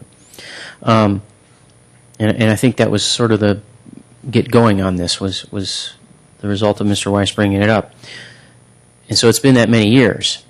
And meanwhile, the market moves forward. And for instance, the Chronicle just did an article I think it was our lifestyle section on the city of San Carlos and our restaurants. And we're becoming known for Laurel Street and the restaurants. And that can be a good thing or that can be a bad thing. I had comments out on the street today where people said, how many more restaurants are we going to build, and what's it going to, the shops that we're losing where these restaurants are going in is reducing the complexity or the options for shopping, at least on Laurel Street in San Carlos. So circling back on the deliverable, does the deliverable do anything about that? Do we then look at, I hate to control the market this way myself, but do we do anything to say about restaurants? So we don't want any more, or we put ordinances in place that require there be so many storefronts before you have another restaurant or whatever. So those are my questions. And I'd like to introduce Don McCann is here with us. He's the CEO of North Star Destination Strategies and could talk a lot more specifically about the deliverable and what's in it. But what we would be getting is actually a lot of valuable research about not only who we are, but how our community resonates with potential consumers and businesses. They will come up with some creative concepts that we can choose to use or tweak, and that would be decided by the local implementing firm about how exactly to use that. That would be Look that was mentioned yes, in here? Correct. Yeah, okay. How it would be used, the intention would be to use it for the various segments that we're trying to work with. We had a draft marketing strategy that identified, wanting to build our construction materials and supply businesses as one sector. We want a unified campaign to identify San Carlos, to have a compelling, cohesive, consistent message across all platforms. All departments would use it. The chamber would use it. We would use it for different segments, downtown businesses, if we want to market our restaurants, if we want to do anything with it. We can decide that later. What we want to have is something that's a unified message that really represents San Carlos. And this is basically research that helps us get to that point. It also gives us a lot of ideas about strategy that we don't already have because we're using somebody from the outside that can objectively look at our community versus just our, the partnership has already come up with a draft strategy. We just realized we need an outside professional to kind of test our theories. If it would be okay with the mayor, I would like to hear a little bit of past experiences of some cities. I want to know what we're getting for. I think it's $89,000 plus whatever we're going to pay Look. And granted, this is not general fund money; it's redevelopment money, but it's it's our money all the same. Just to let you know, we normally close at 10:30, so I'll keep it brief. all bullet points. Thank you very much. Well, good evening, Mayor, Vice Mayor, members of council. I'm pleased to be here and looking forward to working with San Carlos. This is about being more competitive. It is understanding your community. It's a holistic approach that brings in a great deal of research from within as well as from without, perceptions and beliefs about San Carlos. We look at a competitive set. All of these different 18 pieces of research then take us to a strategic proposition, and we get approval of that strategy first. And then that helps direct decisions that are made on some of the questions you've had about policy or development stances or creative. Everything then can tether back to that strategy. And then it also allows you not just to get your own city communications integrated, but also to get other public organizations and private sector, not necessarily using the same logo, but connecting back to that same strategy. And that strategy lets you get it off the page, so it's not just promotion, but it's activities, it's initiatives. It affects someone's experience with San Carlos. And we've had wonderful results. We've enjoyed, this is all that we do. We do a limited number of these each year. Can you? I'm a very graphics and sort of picture person, so when you describe something to me, it helps me understand. Can you give, within a few minutes, a description or an example of something that's been done at another city, how they were just floundering around and then this was done and now they're, Sure. Okay. Did you got this right? Yeah, but There's a lot of detail in this. Yeah. Santa Rosa, California. This was an effort with the city, Chamber, Economic Development, and Tourism, and the Downtown Group. Those 5 entities wanted an integrated brand for the community. Significant amount of research was done. To make a long story short, the strategy came back to the idea of celebrating the harvest. A good bit of the research talked about the people of Santa Rosa were fairly critical of Santa Rosa. When compared to San Francisco, it paled in a lot of ways. When compared as a charming hamlet to some of the other small communities, it was suffering. People told us Santa Rosa is where you go to buy your underwear, that it was the business center, but it was also where you went to celebrate, that the place where the harvest was celebrated. So that was basically the strategy. I'm paraphrasing. That was the strategy that was approved by the 5 groups. Now, how that strategy where the harvest is celebrated is used by economic development is a little different than how it's used by tourism, is a little different than how the city wields it and the downtown. But it's all integrated. It all connects back to that thought. And so it's not only affected their communications, but it also affects activity. They've now co-branding with the Redwood Empire Food Bank to have the largest food bank in the world, which is perfectly connected back to that strategy. The business recruitment has done wonders with it. So they've done a wonderful job of taking that thought and putting it to work. Now, there was some back and forth about the logo and who used what, but what they wound up with was an integrated logo. You could tell it was all coming from the same community, and they all worked well together, and it was hearkening back to that same idea. Very good. Thank you. Thank you. Okay. Other questions? Yeah, I just had a couple of comments. I hope that's all right, just because I looked through all the examples, and I thought it was a lot of really great work. Actually, it was very impressive. And I've been involved in graphics business for over 25 years. I thought what you guys did really well was sort of derive an essential message and then back that up in both the graphic and was sort of a local culture angle, which I think we could really use, because I think we have a great, we're sort of like a hidden secret in the peninsula, and I think it's not so good for the businesses for us to be too hidden. So it's really promising, the work that you all do. I think that the graphics, the color, the photographic execution, and the font, when they all work really well, you've got some examples in here that are phenomenal, and some that are stronger than others. I think color is something that you guys really emphasize, and I think San Carlos, we've typically used, I think, a yellow and a green or something like that, and I, for one, would like to see that revisited.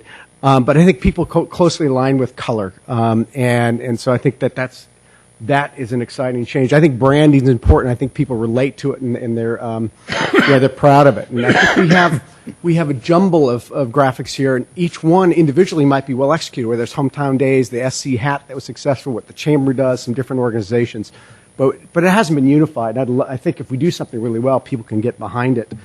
I think the color that you guys have used has shown great variety. Santa Rosa is a cornucopia of color on one end, but it worked really nicely together. And on the other end, you've got Providence, and I thought that was a limited palette, but really effective and reflected the community, which was great. I just get particular sometimes in the way the colors you used and the actual photographs that relate to the color. And I think there's some of the campaigns that were stronger than others, and I'd be happy to offer up some more detailed feedback if anybody's interested.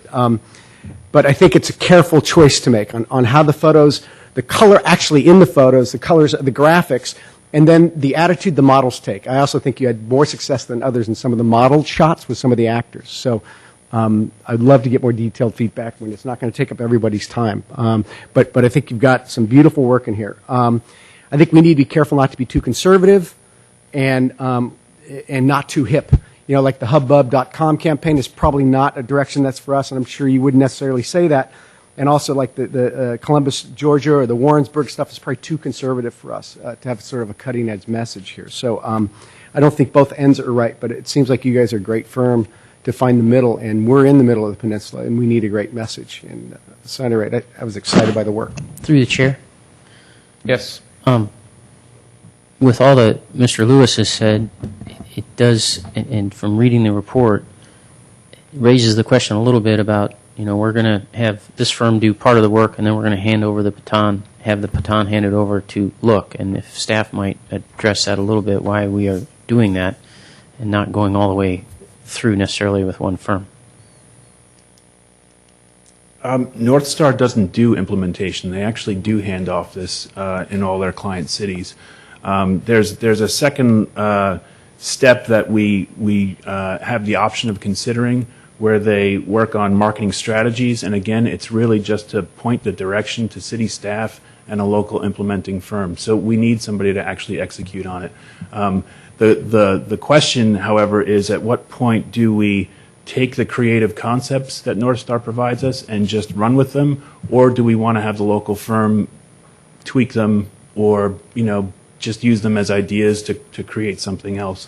And I think we'll learn that when we get into the process at that point, what we want to do. Just to contribute to that point, I think Matt's really right. We should have an architecture for where we think this is going. I mean, when you look what they did for a city like Lancaster, what a beautiful branding campaign for a city that, that blue sky and the type is so clean and beautiful, and it really highlights one of the few positives in that area of the country.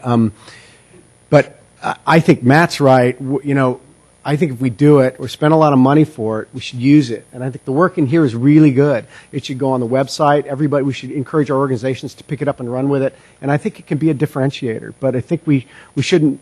I don't think we should be too soft about implementation if we're going to go with this. I think we should get it right, and tell everybody we want to use it everywhere. I mean, that's the point of branding, is have an edge. And that, quite frankly, is the point of asking my questions, because I've seen us do things sometimes, and you put it on the shelf, and that's it. Mm-hmm. So, okay. Very good. All right. Thank you, gentlemen, for your input. I would move approval of the item and to move on, unless I think Mr. Royce had. No, okay. No, actually, you covered it. Last question was great. All right. Very good. Second. Okay. Moved and seconded to adopt a resolution. Do we need to read the resolution? Okay. Roll call, please. Director Ahmad? Yes. Director Grocott? Yes. Director Lewis? Yes. Director Royce? Yes. And Chair Grisilli? Thank you. Yes. All right. Anything else, gentlemen? All right. Meeting adjourned. Thank you. 30. For an RGB guy, you speak CMYK pretty well.